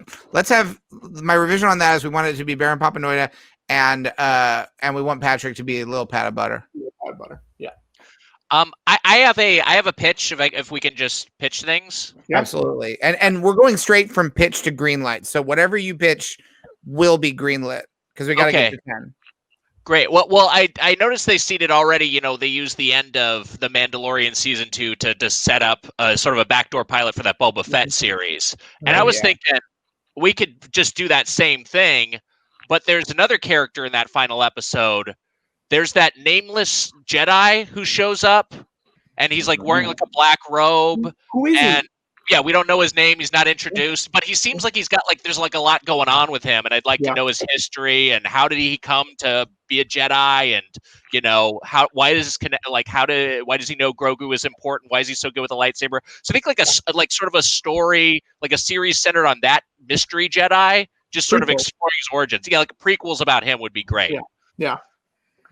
I got one that's mine is this one's simple, but it's it would star Snoke, and the show would just be called "How Big Is He?" and it's contestants guess the size of Snoke. Ooh, a game show. This is great. This is a game show. This is great because this is sort of like what WandaVision is doing to Marvel, where it's like different styles of show. The first Star Wars, well, it's not the first Star Wars game show, but the first in-world game show. So yeah, just basically trying to guess his size. Yeah, and I don't know if Snoke can change sizes. I mean, that's also could be a part of the game. I don't know if he can do that or not. That's great. Also, oh no, go ahead, George. I'm sorry. That's greenlit, and while we're at it, let's go ahead and get Snoke buddies, which is Snoke and a bunch of dogs. Right, that's because we set that up already. It was set up with all the Snoke clones. You saw. Yeah. That Palpatine had all the baby Snoke clones. Those are their Snoke buddies. I mean, Mitch, though, this feels like you already have the in. Like, you could easily work on this show. Easily. Wow. You know what? This is... Oh, boy. This is embarrassing. Wow. George. Talk about George. JJ walking. That's unfortunate that this picture came up during the show. Yeah. And I just want to say that it's not what you think it is, Patrick. I can't believe you showed that. And that was taken in the Capitol, right? That I had broken into the Capitol building, and weirdly JJ was there. I think he was making like a Cloverfield where like the Capitol was a part of Cloverfield or something. Right. That would It would be I think it was really like Cloverfield, 1600 Pennsylvania Avenue or something. Right. And you probably thought that photo had been lost. Wait, is that a spinoff? Is that a spinoff? It's 1600. Yes, it's 1600 Penn spinoff. It's Cloverfield 1600 Penn. Great. Let's go ahead and get it greenlit as a Star Wars. So it'd be Star Wars. Wow. 1600 Penn Cloverfield.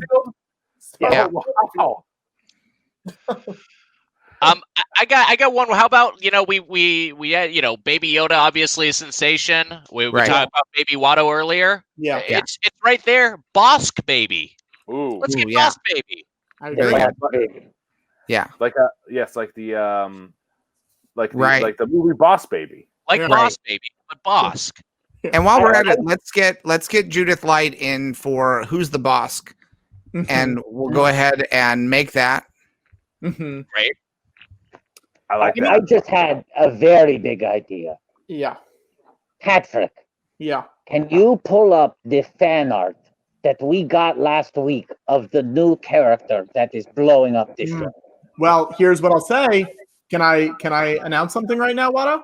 Right. Well, I want to introduce the character to the Doughboys first, and then I think you should make the announcement.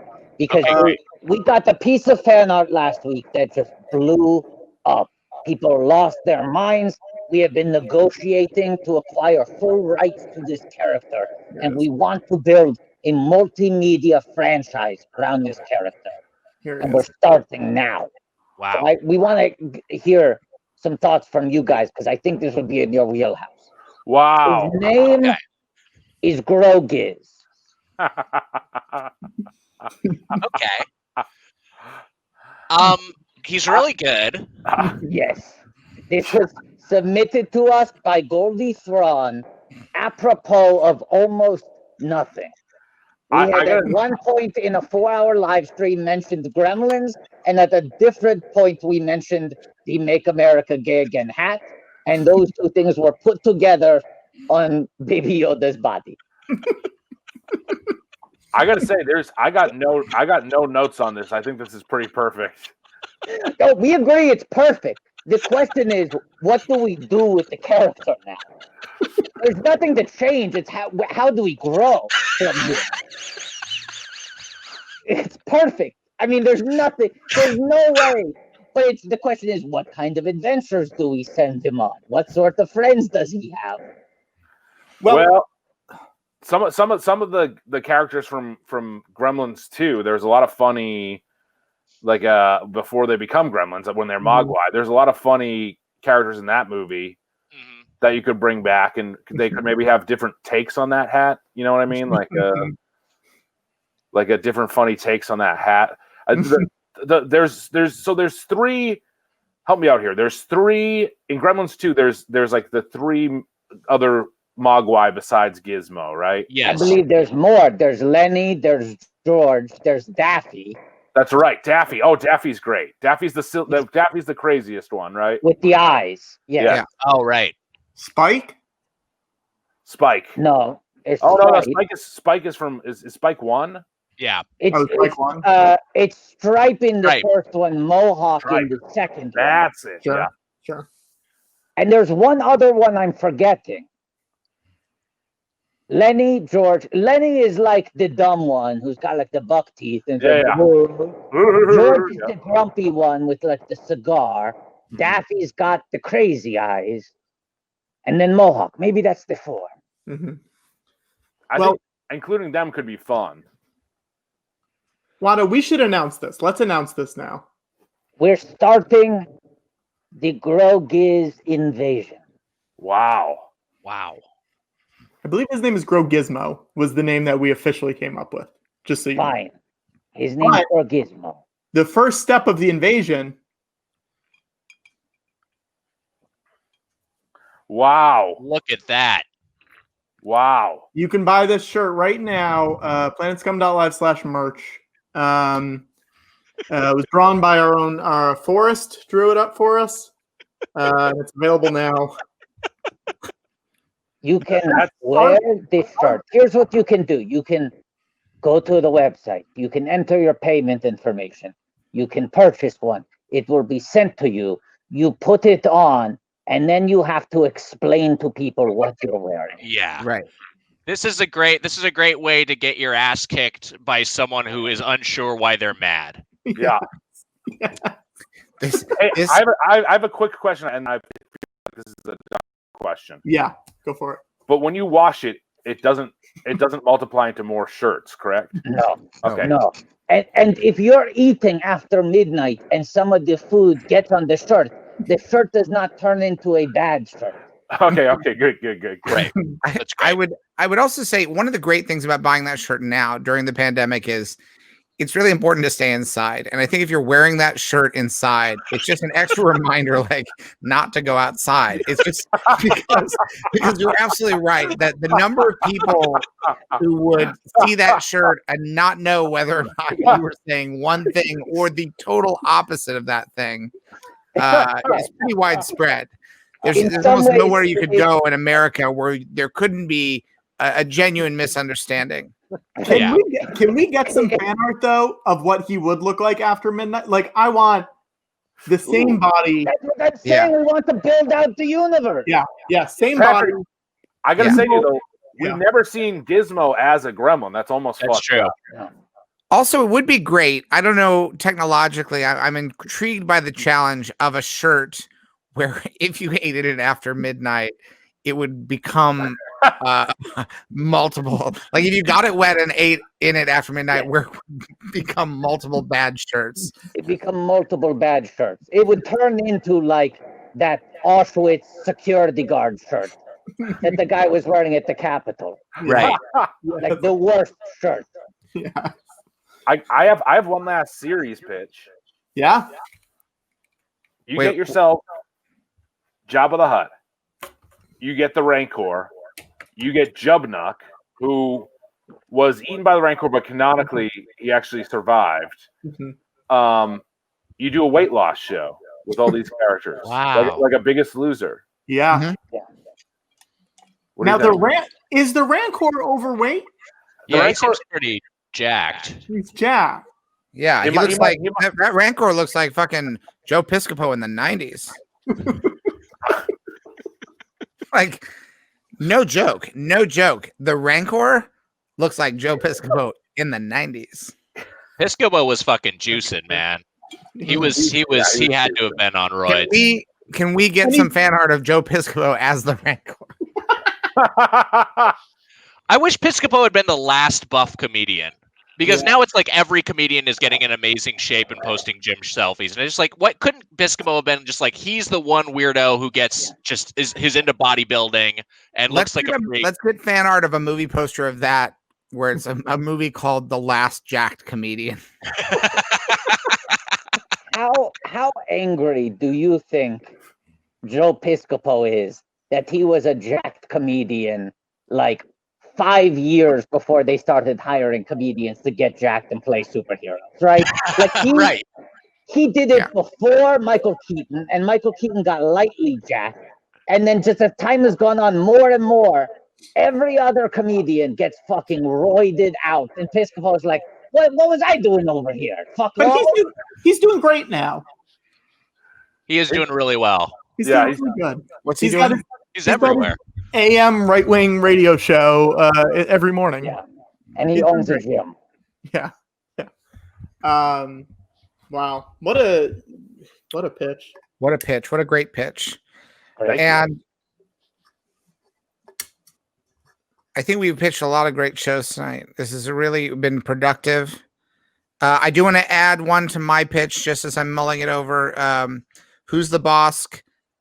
Should Judith Light should play Judith Lightsaber. That's very good. Because that way it can just be a voice gig. So she can do it safely and it doesn't take a lot of time. We just have Judith Light just in an afternoon record all of Judith Lightsaber's lines. Bosk now carries a lightsaber. He found it somewhere and the lightsaber is named Judith Lightsaber. That's why you're you. You know, just the way his brain works, merging the production concerns with the creative benefit. That was just a masterclass. Yeah, you have to, if you're telling stories, you have to find new ways to do it during a pandemic, and that's one of them. Every story has a different way that it needs to be told. Ooh, there we go. Ooh, this is very good. Great. That's great. It's from Sarah Cloud. Skywalker Ranch. Very good. As the gremlins often say, yum, yum. Now, George, have you considered if that product sold well going into Skywalker Ranch? Wow, Watto. Yeah. And then you could make chips that were called Skywalker Crunch, or a cereal that was called Skywalker Crunch. Mm-hmm. And we can do a lot of Skywalker products, because if Disney's like, hey, you can't do that, that's Star Wars, I'll say, no, it's named after my ranch, you silly mouse. George, you know that I this was my idea for when they were doing Galaxy's Edge, but I thought it would be so fun to get a Cloud City restaurant. I really wanted a Cloud City restaurant. Great. Where you could you could a rotating restaurant like at the CN Tower in Toronto. That is pretty good. Exactly what I'm thinking. You take an elevator up. I'm not sure how far up you'd have to go for the clouds. Way far up. It's way far up. You'd want to ideally do it in a flight path so you'd be able to see the ships go by and stuff. Not to bring this down to the real world, but I feel like you could easily fake that. You know what I mean? Oh, of course. Yeah, sure. Patrick, I hate to burst your bubble, but every Star Wars thing is fake. We don't actually do. Oh God, this is devastating, Patrick. Patrick, we don't. It's not always easy. So maybe that's the part that's different. But every single Star Wars thing that's ever been done has been faked because it's not real. It's just a story, my little friend. I was just saying it's a good idea because it's something they could actually do. Like you go in one of like the room that stretches like the Haunted Mansion, but they make it seem like an elevator, and then it's just like screens around you that's all. Yeah, it doesn't change. It could be. The headline is "You thought Star Wars was real." It's not. It's all faked. It's not real, Patrick.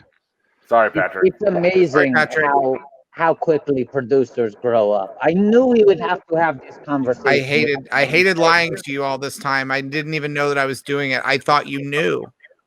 We thought, but I never thought it would come so soon. You know. Yeah. I'm glad we're here. Uh, Are you okay, Patrick? Are you okay? I'm sad that it got to this point. You know, it took almost a year, but we're here. We're at this point. Oh, look who it is. Wow. Wow. There Look he at is. the boss baby. The boss baby himself. Let's move past it though. What is if someone handed you the keys to a Star Wars property, what would you guys want to do? You could do it separately, you could do it together, whatever you want. Patrick, can I just quickly say it sounds like you're going to cry, honestly. It does sound And also, like that's okay if you need to. Yeah. It's okay. Patrick, look at me. It's not your fault. Make Patrick full screen. Make Patrick full screen. It's not your fault, Patrick. Oh, I know something that will cheer Patrick up. Oh no. Oh no. Patrick, I don't know if you know yet, but Phil Spector died. I heard. Okay. Mitch, Wiger, you need to understand. Patrick takes his job very seriously. He is not a comedian. He was never on Herald Night. No. But the one thing that makes him laugh is death. Whenever he finds out that someone has died, he giggles like a fucking goddamn lunatic. Wow. This is the happiest we've seen him in weeks. That's... It's starting to make sense earlier when Mitch was ad-libbed that his dad had died, and Patrick sort of really took it in stride. Which improved, actually. Which is truth in comedy too. My father has died, Patrick, so I was slightly offended. I'm aware. Yeah, no, I'm aware. Which Patrick I think that makes it worse that I knew that was true. Yeah, Patrick had a very traumatic incident recently, which was while we were doing the show, we broke the news to him that former Bond girl and that 70s show cast member, Tanya Roberts, had passed away. Yeah. Patrick was visibly overjoyed. He laughed at the store. His sides were split, his ribs were tickled. He looked just like he looks right now. He couldn't stop laughing. And then the next day, Patrick called me crying. He called me crying. I said, Patrick, my dear boy, what's wrong? You said, oh, Watto, have you not heard the news? Tanya Roberts is still alive. Her death was reported prematurely. Wow. Her husband has issued a new statement. She is still alive, and he was inconsolable. And I said, Patrick, my friend, I'm so sorry that we are in the middle of a pandemic. I cannot come over and hold you in my arms and comfort you.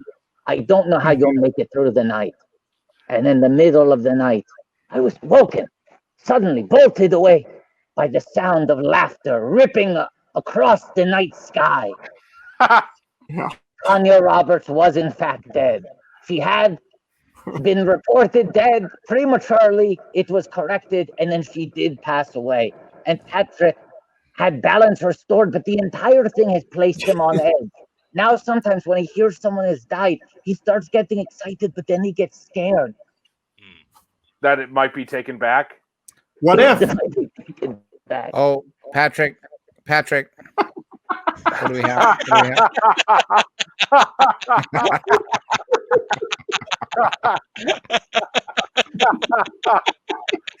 Wow. I do want to note, I want to get it with the word jacked, because I think last jacked is a funnier sound. I also love that the photo is not a photo from Return of the Jedi. It's, I think, maybe fan art or from a video game, maybe. Wow. It's great, though. It's perfect. Yeah, It's that's perfect. wonderful. No, it's great. Patrick. Don't make this about me, George. Phil Spector is alive. It turns out it was just a mistake. Wow. It was just a little mistake. He's alive. I'm so sorry, Patrick. Pull Patrick off the street. Can anyone pull? Okay, while Patrick's gone, I'm just playing. I want to give him that sensation so he can get used to it, because I think it's actually good for him to be able to experience this sort of up and down. Kind of, I think it intensifies his Mhm. pleasure at it if you give him a death and then take it away and then give it back. I think it really is like it just like feels. It's like how in just to put it in storytelling terms, like how like Indiana Jones will fight the Nazis, and then there'll be a movie where he doesn't, and then there'll be another one where he does again. It's kind of like it's a nice rhythm, or like we're making a Death Star, not in this one, and then we are in this one. That's a good like you do it and then you don't, and then you do it. That's what storytelling is. You do it, then you don't, then you do it. Yeah. That's the rhythm of a great story. And let's make something very clear. The way Yeah. this happened was many months ago, Patrick was on the show with a guest host. George R. Martin was hosting the show with Viserion the Ice Dragon, two very different personalities from George and Watto. Yeah. And Patrick suddenly formed a Cheshire cat grin and started giggling and said, "Big news." And George R. Martin and Viserion said, "What?" And he said, "Ennio Morricone just died." Oh my That's how God. they started. He was laughing. They said, "Why are you laughing?" He said, "I'm just surprised."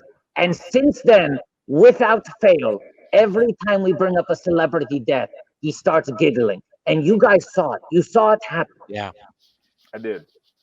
Also, I want to quickly clarify that you can only consider yourself oh no. Oh, he's in a blanket. Patrick. Wow. It turns out that Phil Spector is dead. He died, known both for his legendary wall of sound and for murdering a woman, and then for living inside the legendary walls of prison where he caught COVID-19. Oh, he went from COVID, huh? I Yeah, didn't know caught it was COVID-19 in prison. Oh, I Yeah. thought it was old age. Well, Wow. I mean that'll help. That helped, I'm sure. Yeah. Um, Well, I'm glad. I'm glad that Yeah. we're back. he has now lost that love and feeling of being alive. Along with all other feelings. Yes. Yeah. Now I got a quick question. If you can only Take be your time. considered Take your time, Mitch. We got you nowhere can, to o- be. you can only be considered a comedian if you were on a UCB Herald night, and also so everyone who's been on UCB Herald night is considered a comedian. Well, Well, let's no. ask. 'Cause This is a big question that we have. Look, That's a great we question. don't want to imply that, but you bring up a great question, and we try not to engage in gotcha journalism here on this show. But there's a lot of confusion out there in the world because some people say, "Oh, you can only be a comedian if you are on UCB Herald night." But then they say, "What about Abby and Alana?" Abby and Alana were never on Herald night, Mm-hmm. and they made Broad City a show full of comedy. Mm-hmm. We like to always ask our guests just so we can set the record straight and stop the spread of misinformation. Mm-hmm. Can we make Mitch full screen? Yeah, sure. Hang on 1 second. Here we go. Oh, Oh, I was there for a second. Oh man. yeah, someone else was. Okay. Hello. Mike, Mitch, Mm-hmm. Mitchell. Were you ever on Herald night? I was. Yes. I was on Harold Night for 5 years, basically. Whoa. Some would argue too long, where it almost goes back over to where I'm not a comedian. So let's Can talk we about these make- teams. What teams do we got? I was on Arts and Athletics, and I was also on Cooper. That was my second team. Okay. Arts and Athletics with Mookie Blakelock,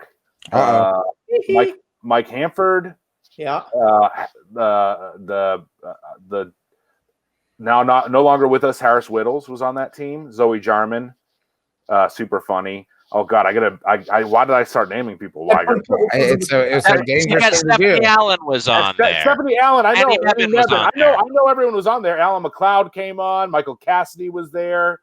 Am I missing anyone? Trish must have McAlpin came on the team. There you go. Who am I missing? Hanford. I said Hanford. Yeah, I think you named 8 people, and then you've got yourself, so you're already over. And myself. Yeah. They were all. So, I mean, now that you named, we got to go to Cooper. Was it? Yeah, Cooper. Yeah. Come on. You started I'll tell this. you, You started this. Mitch, I'll tell Yeah, you, you did. every single time we have a guest who has been on Herald Night, they make the exact same mistake that you just made.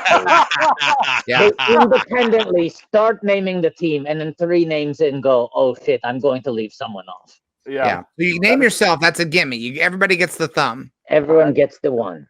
That was truly my fear, but I got them all out, I think, for arts and athletics. Yeah. We're having a conversation, but let's get down to it. Let's count the members of Cooper. You're not going to distract us from this. This is our whole thing now. This is all we care about. I can do Cooper. I know I can do Cooper as well. And I also All right, and have don't you I have stall. Don't you stall while you're looking at the IRC trying to find. I'm not trying to. Suddenly, I'm seeing these like interesting little shoulder moves. Put those little hands Let's see up. these hands up in the air. Let's see hands up in the air. Let me try and remember. I remember all the people who were on Cooper. Yeah. I have the list in front of me, so I'll know if he's cheating. Pause in the air. Let's see. Pause on camera. Both of them. Both gods. Mitch is going to be unable to fit both hands and his head in the same frame. How could I lie about? How could I? This is a lot of stalling. This is a lot of stalling to remember Marcy Giroux's name. I know Marcy Giroux in the Nicole Byer. Yeah. And Josh Simpson. Yeah. Brandon Sornberger. That I said his name wrong, but that's okay. Waylon McQueen. I know Waylon. I should hope so. I hope you know all these people. Paul. Paul. Hold on. Paul Welsh. Yeah. Only one left. Madeline Walter. Yeah. Now I am starting to draw a blank. That might be everybody. That's everybody. Did I miss anyone? No, I mean, if you everybody. did, can you imagine what that person's feeling watching this as the highlight clip of our show? That is not. It's not fair. It's not fair. That's Wiger, true. Wiger, you have to name everyone you were on a team with. Yeah. Okay. Well, hold on. Let's not get ahead of ourselves. Make Wiger full screen. Full screen. Nick Wiger. Were you ever on Herald Night? I'm going to grab my Bible.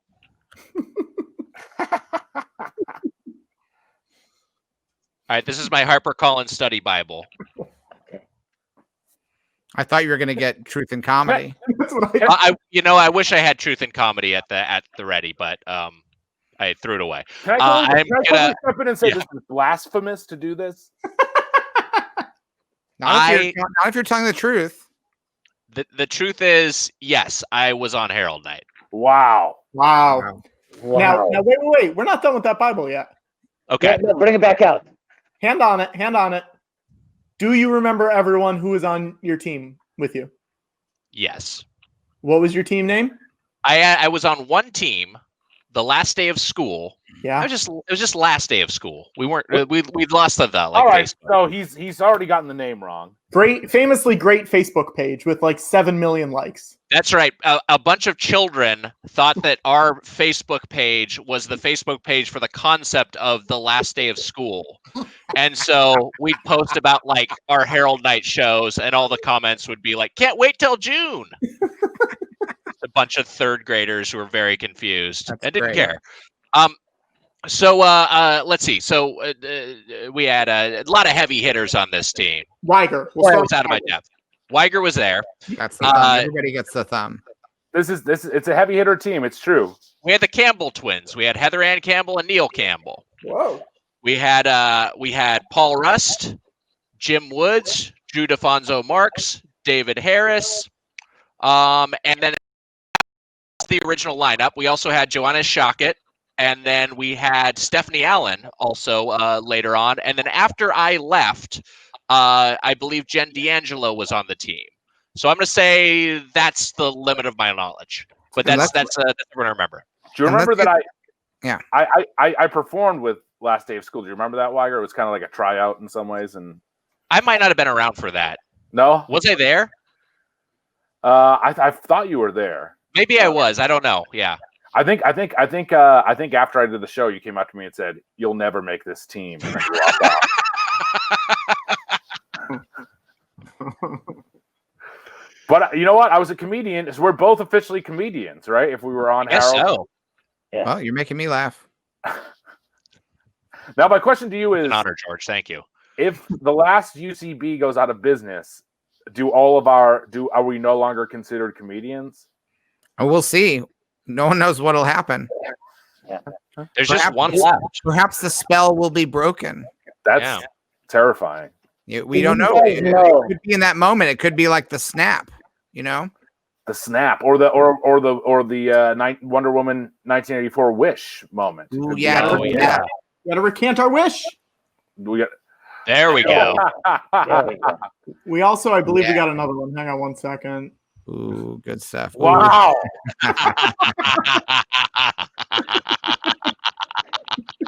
That's pretty good. That's great.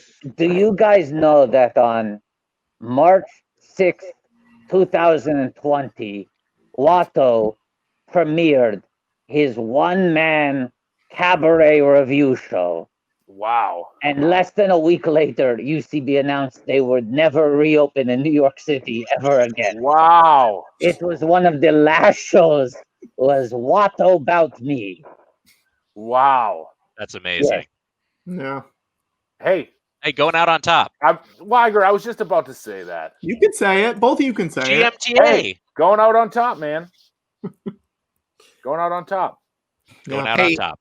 You know, we've been doing these shows digitally since the pandemic started, and we started by doing these we did a very long Star Wars Day marathon that lasted 31 hours, and then we started doing these long fundraisers. And at a certain point, I think it was in July, we decided, let's, instead of always doing these long fundraisers, let's do some short shows that we can just do every week that are not fundraisers. And for our short shows, we decided that the format would be what we call the Irishmen Plus. And the format of that show is that every episode is at least 1 minute longer than Martin Scorsese's Netflix original film, The Irishman. Wow. With the physical copy. Look at that. That's the criterion. Wow. And I'm very pleased to tell both of you Doughboys that you have just you are currently experiencing what it feels like. We have just passed The Irishman in length for this show. Wow. We're Hell at yeah. 3 hours and 30 minutes. So we've done it. We did it. Which is just a wonderful feeling. I'm glad that you were able to share it with us. I know you weren't here for the full 3.5 hours, but you're here for the moment where we cross the finish line, and we sort of like in a collegial way, we sort of say to the boys of the Irishmen, eat our dust, because we're longer than you. You're practically a short subject compared to our show. Yeah. See you later. Yeah. That's great. Yeah. Bye, boys. Bye, boys.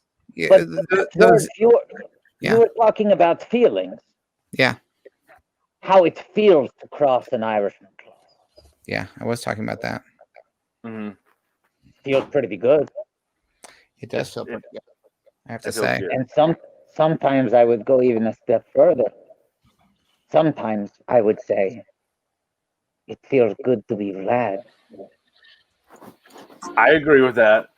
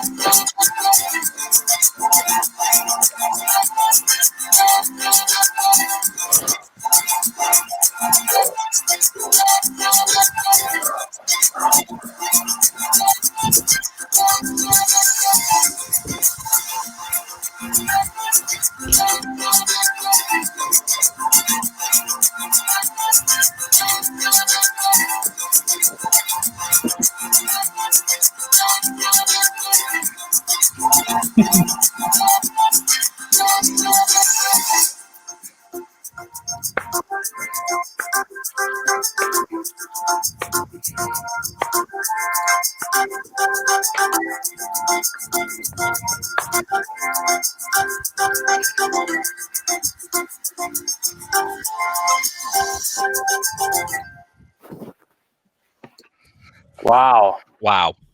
Wow. Wow. Sometimes it does feel good to be Vlad. Sometimes it feels pretty good.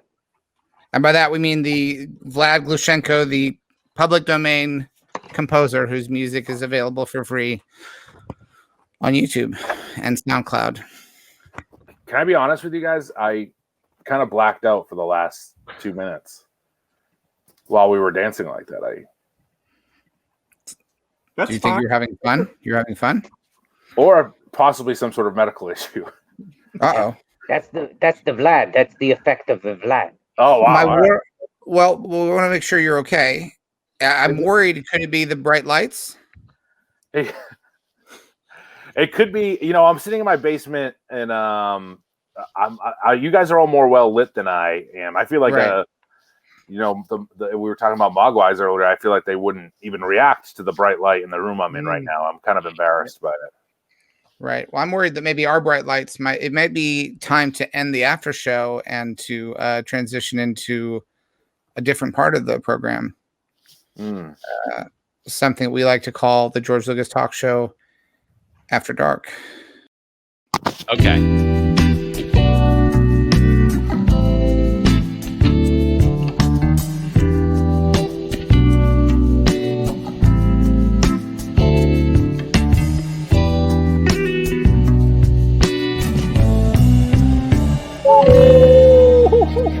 Should I howl too?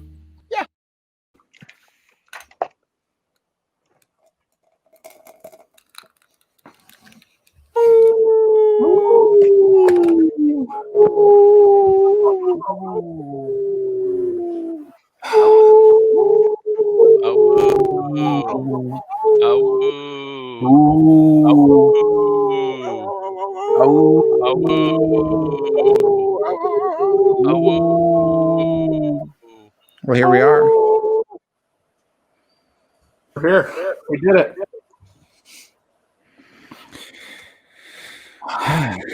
Does that feel any better, Mitch? It does feel better. I'm in my basement and the lights are off, so I'm slightly nervous, but I do feel more calm. So What are you nervous about? I was always, we talked about gremlins a lot during this episode, and Right. I was always afraid of my basement growing up, and it's kind of it's an old New England basement. Yeah. But having you guys on the other end, on the other line, is making me feel safe and good. So. It's a comfort. I have an announcement to make. Whoa.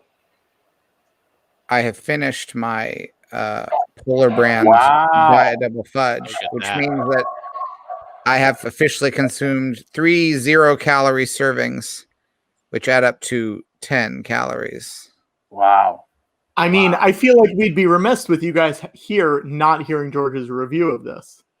Tastes pretty what do you good. think? Have you guys ever had this? This feels like a very Doughboysy drink.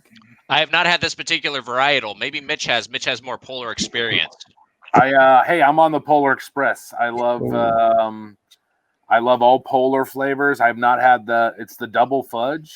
Yeah. Diet Double Fudge. Diet double I had fudge. double fudge. I've never had it, but that's you- a great drinker stand. You have a regular fudge soda, which is highly caloric, lots of sugar. Mhm. And then somebody says, let's make a diet version. Mhm. And then you have Georgie Porgy bust through the room and say, diet, sure. But how about you double that fudge? That's the We're George. gonna diet, but then you double the fudge. That's the George Lucas. And that's me. Picture me crashing my car through the doors, bursting it open, and I say, "It's okay to make a diet, boys, but how about you double that fudge?" Wow. Also, George is famously diabetic.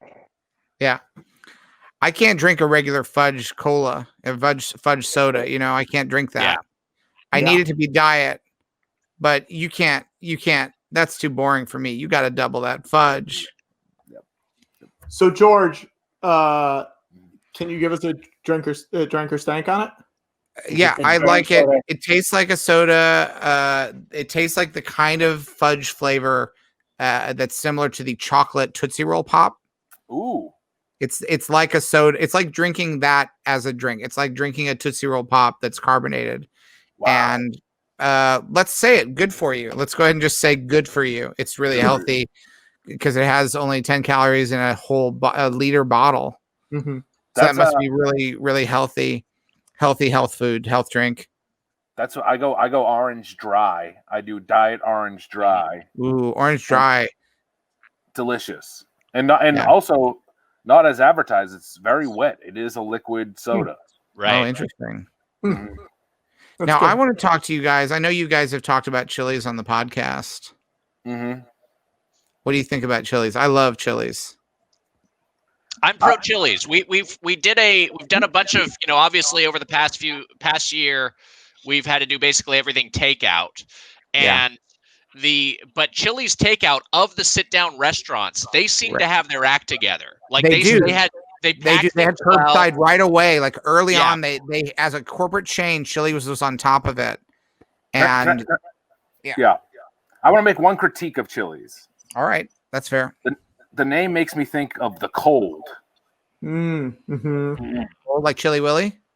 Like chili outside, Nick. Like Chili Willy the penguin? Chili Willy? Do you know Chili Willy the penguin?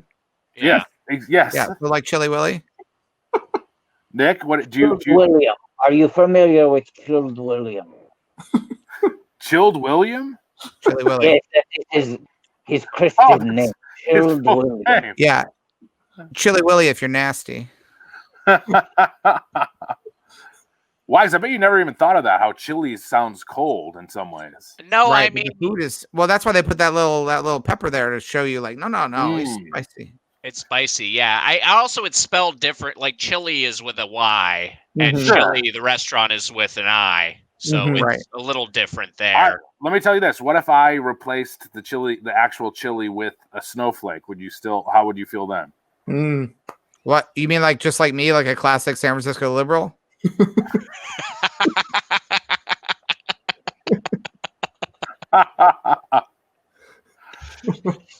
No. An actual. Is it like? I'm real. I'm actual. Everything is satisfactual. Zippity doo dah, zippity a. Oh no. Oh my, what a wonderful day. Oh no, he's Plenty going of sunshine. south. He's going south. Zippity a.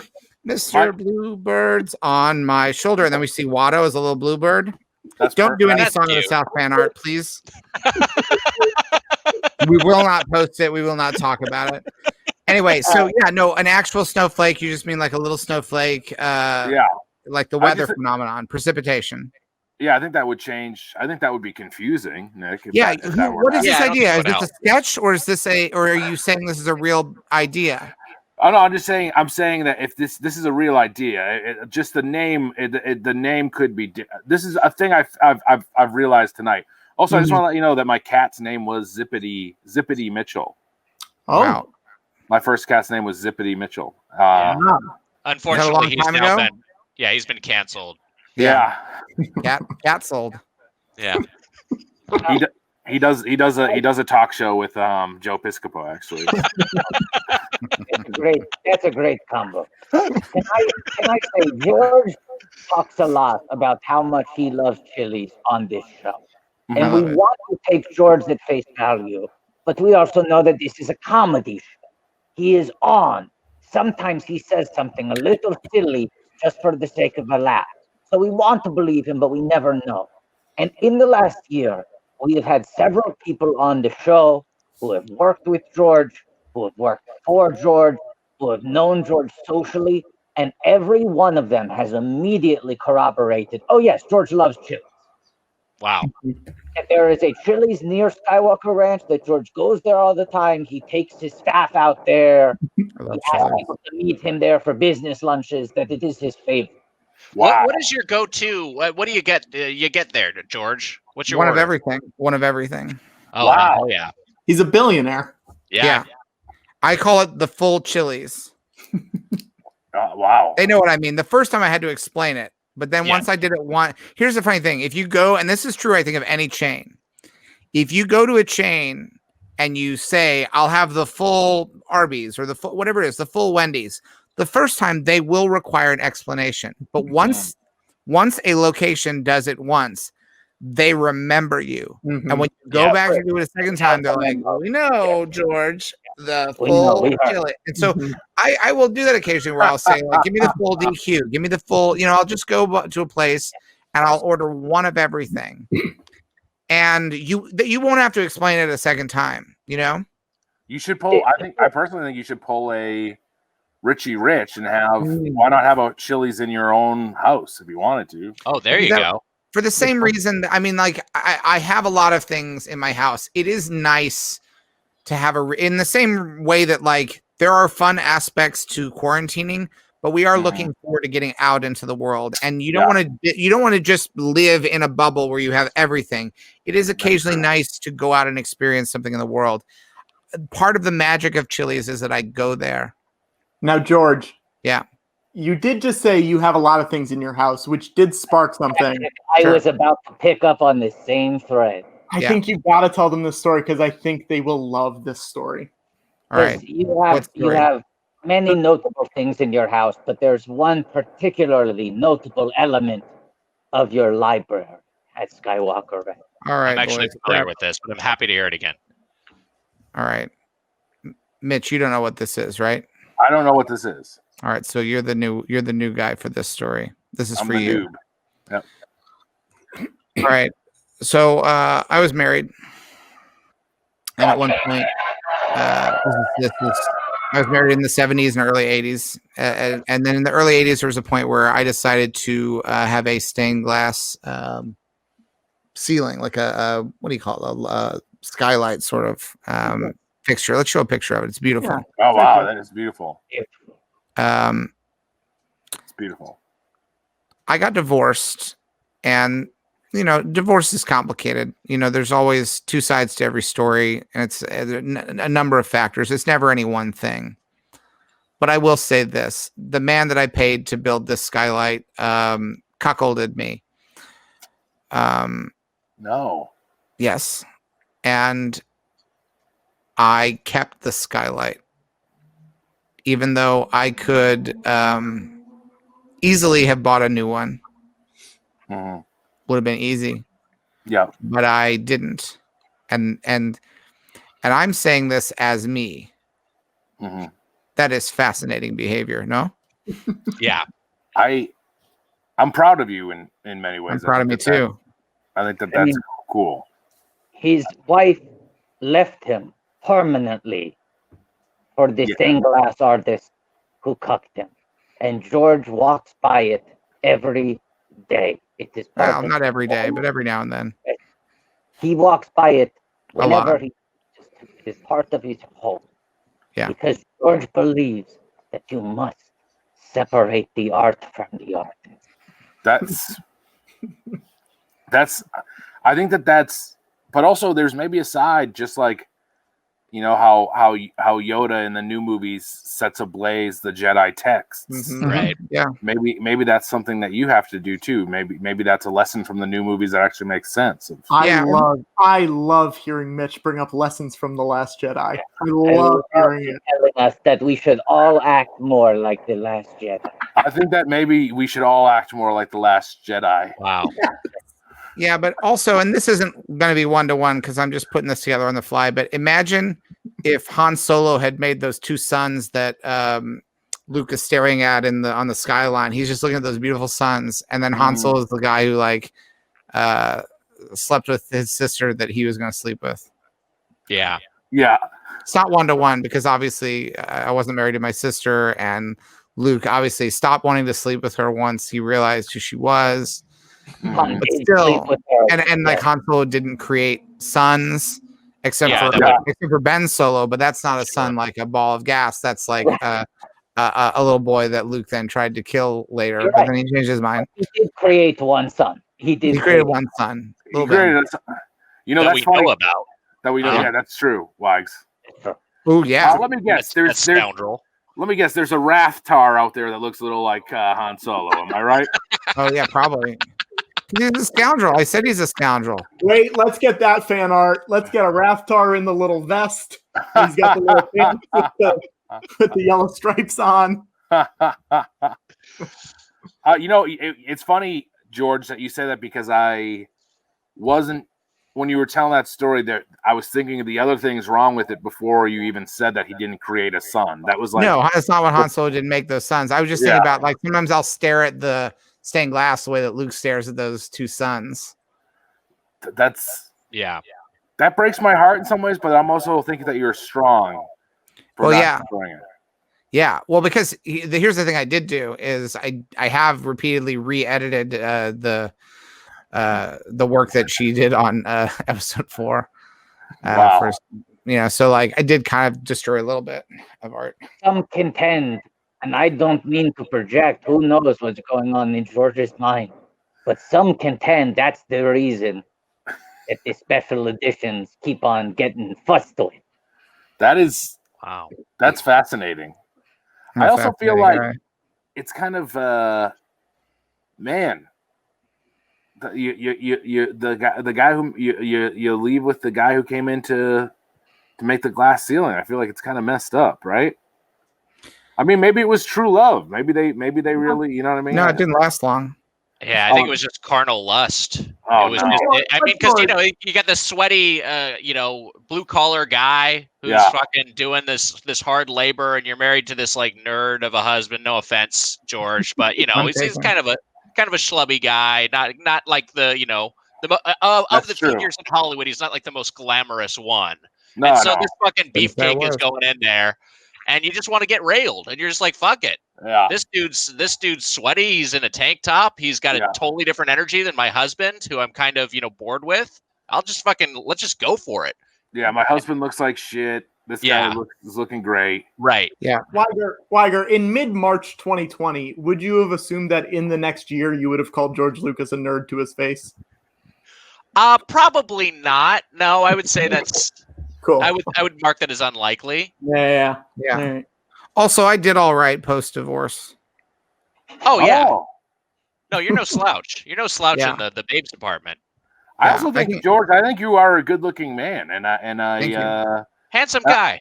I don't think you need Wags. What you're saying, you don't get to be Episcopo. You know what I'm saying? No, absolutely not. I don't want to be Episcopo. I don't want you to be Episcopo. I'd like Let's get some fan art of me saying I don't want to be Episcopo.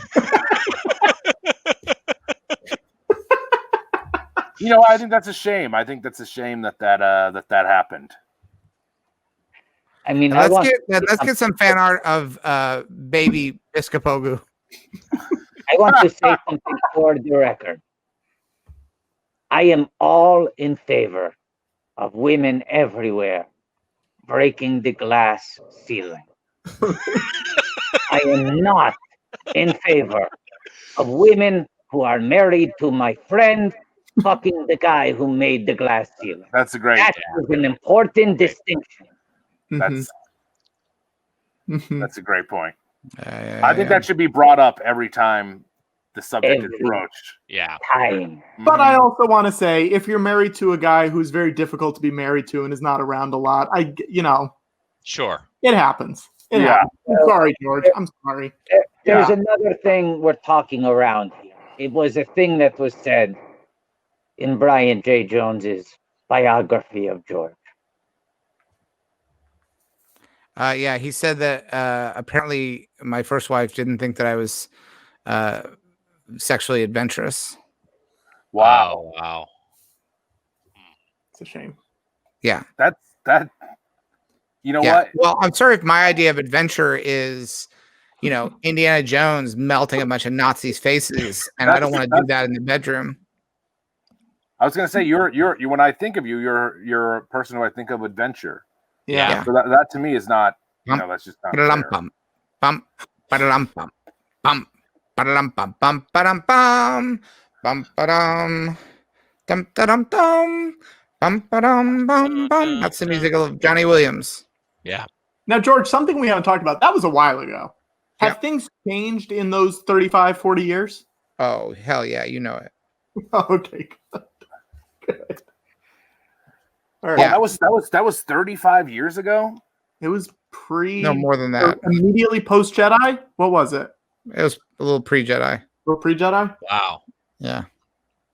Then you know what? I think you should get the glass ceiling redone. No, it's a good glass ceiling. I like it. You could, but you also, to me, I want to see. Show the picture. Show the more recent picture of me in the room with the glass ceiling. Yeah, sure. Hang on one sec, George. Because then you'll see that'll show you how happy I am.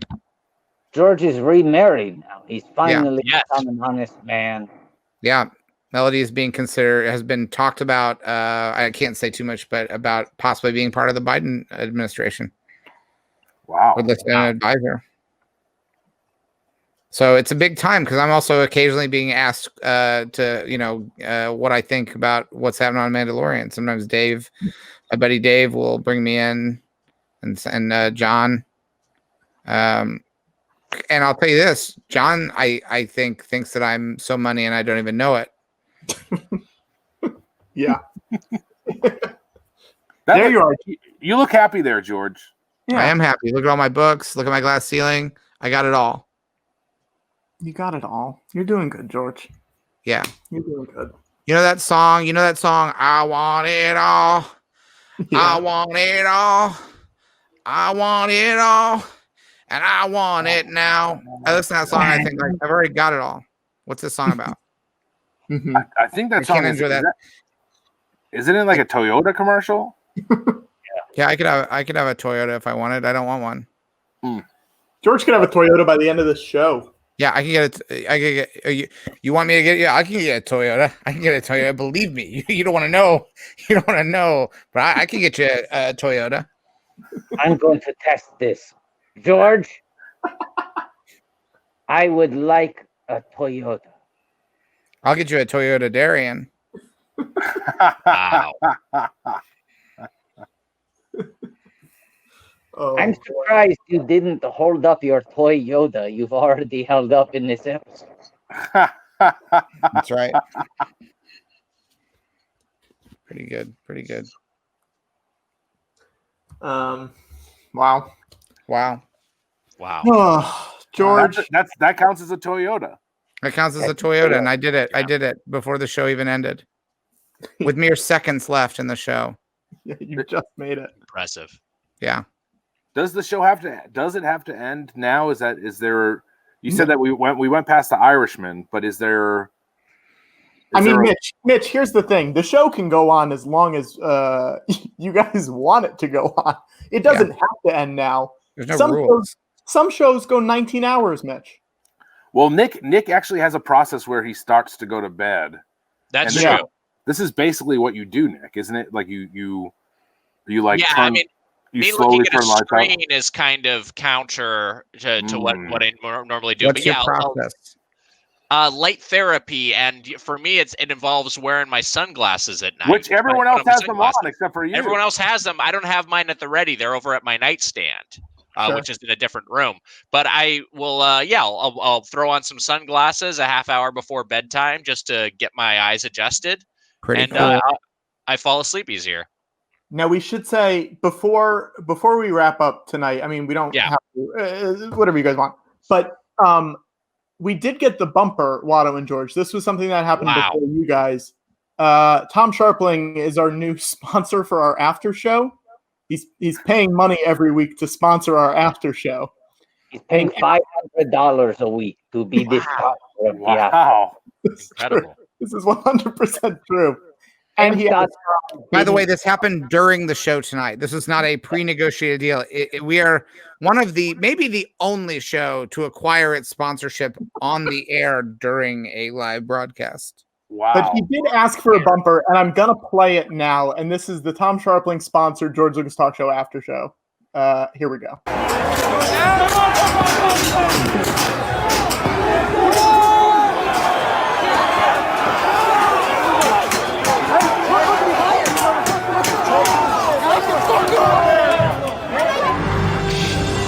If it doesn't end in the next 30 seconds, I could see it going for hours.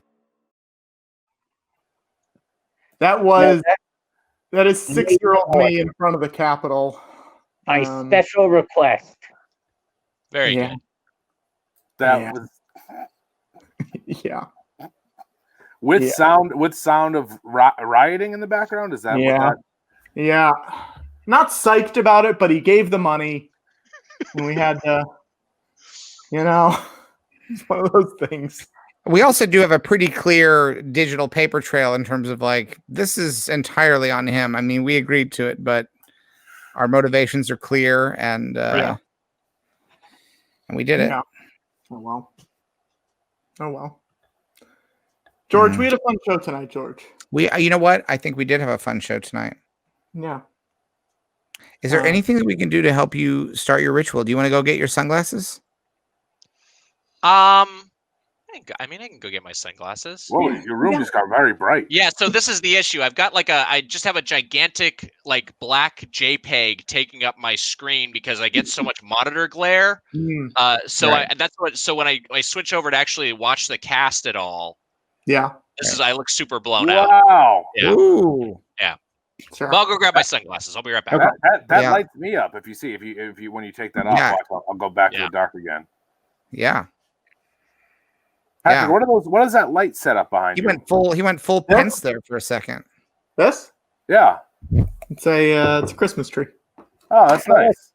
Some of the ornaments on that tree, Patrick. Show him the ornament. Oh, he'll like this one. Hang on one sec. Is Jar Jar next to the tree? Wow. Yeah, Jar Jar was next to the tree, but you'll like this one. We'll start with this. Damn it. Hang on one second. I'm starting to believe there are no ornaments here. No, there's ornaments. Oh, I see. Oh, no. Oh, my God. What a disaster. What a freaking disaster. Oh, there's plenty of ornaments. There's a lot of ornaments on it. You like this one? Look at this guy. Wow. From The Last Jedi. Luke Skywalker's final moments alive. Yep. And also, I guess that's a hologram.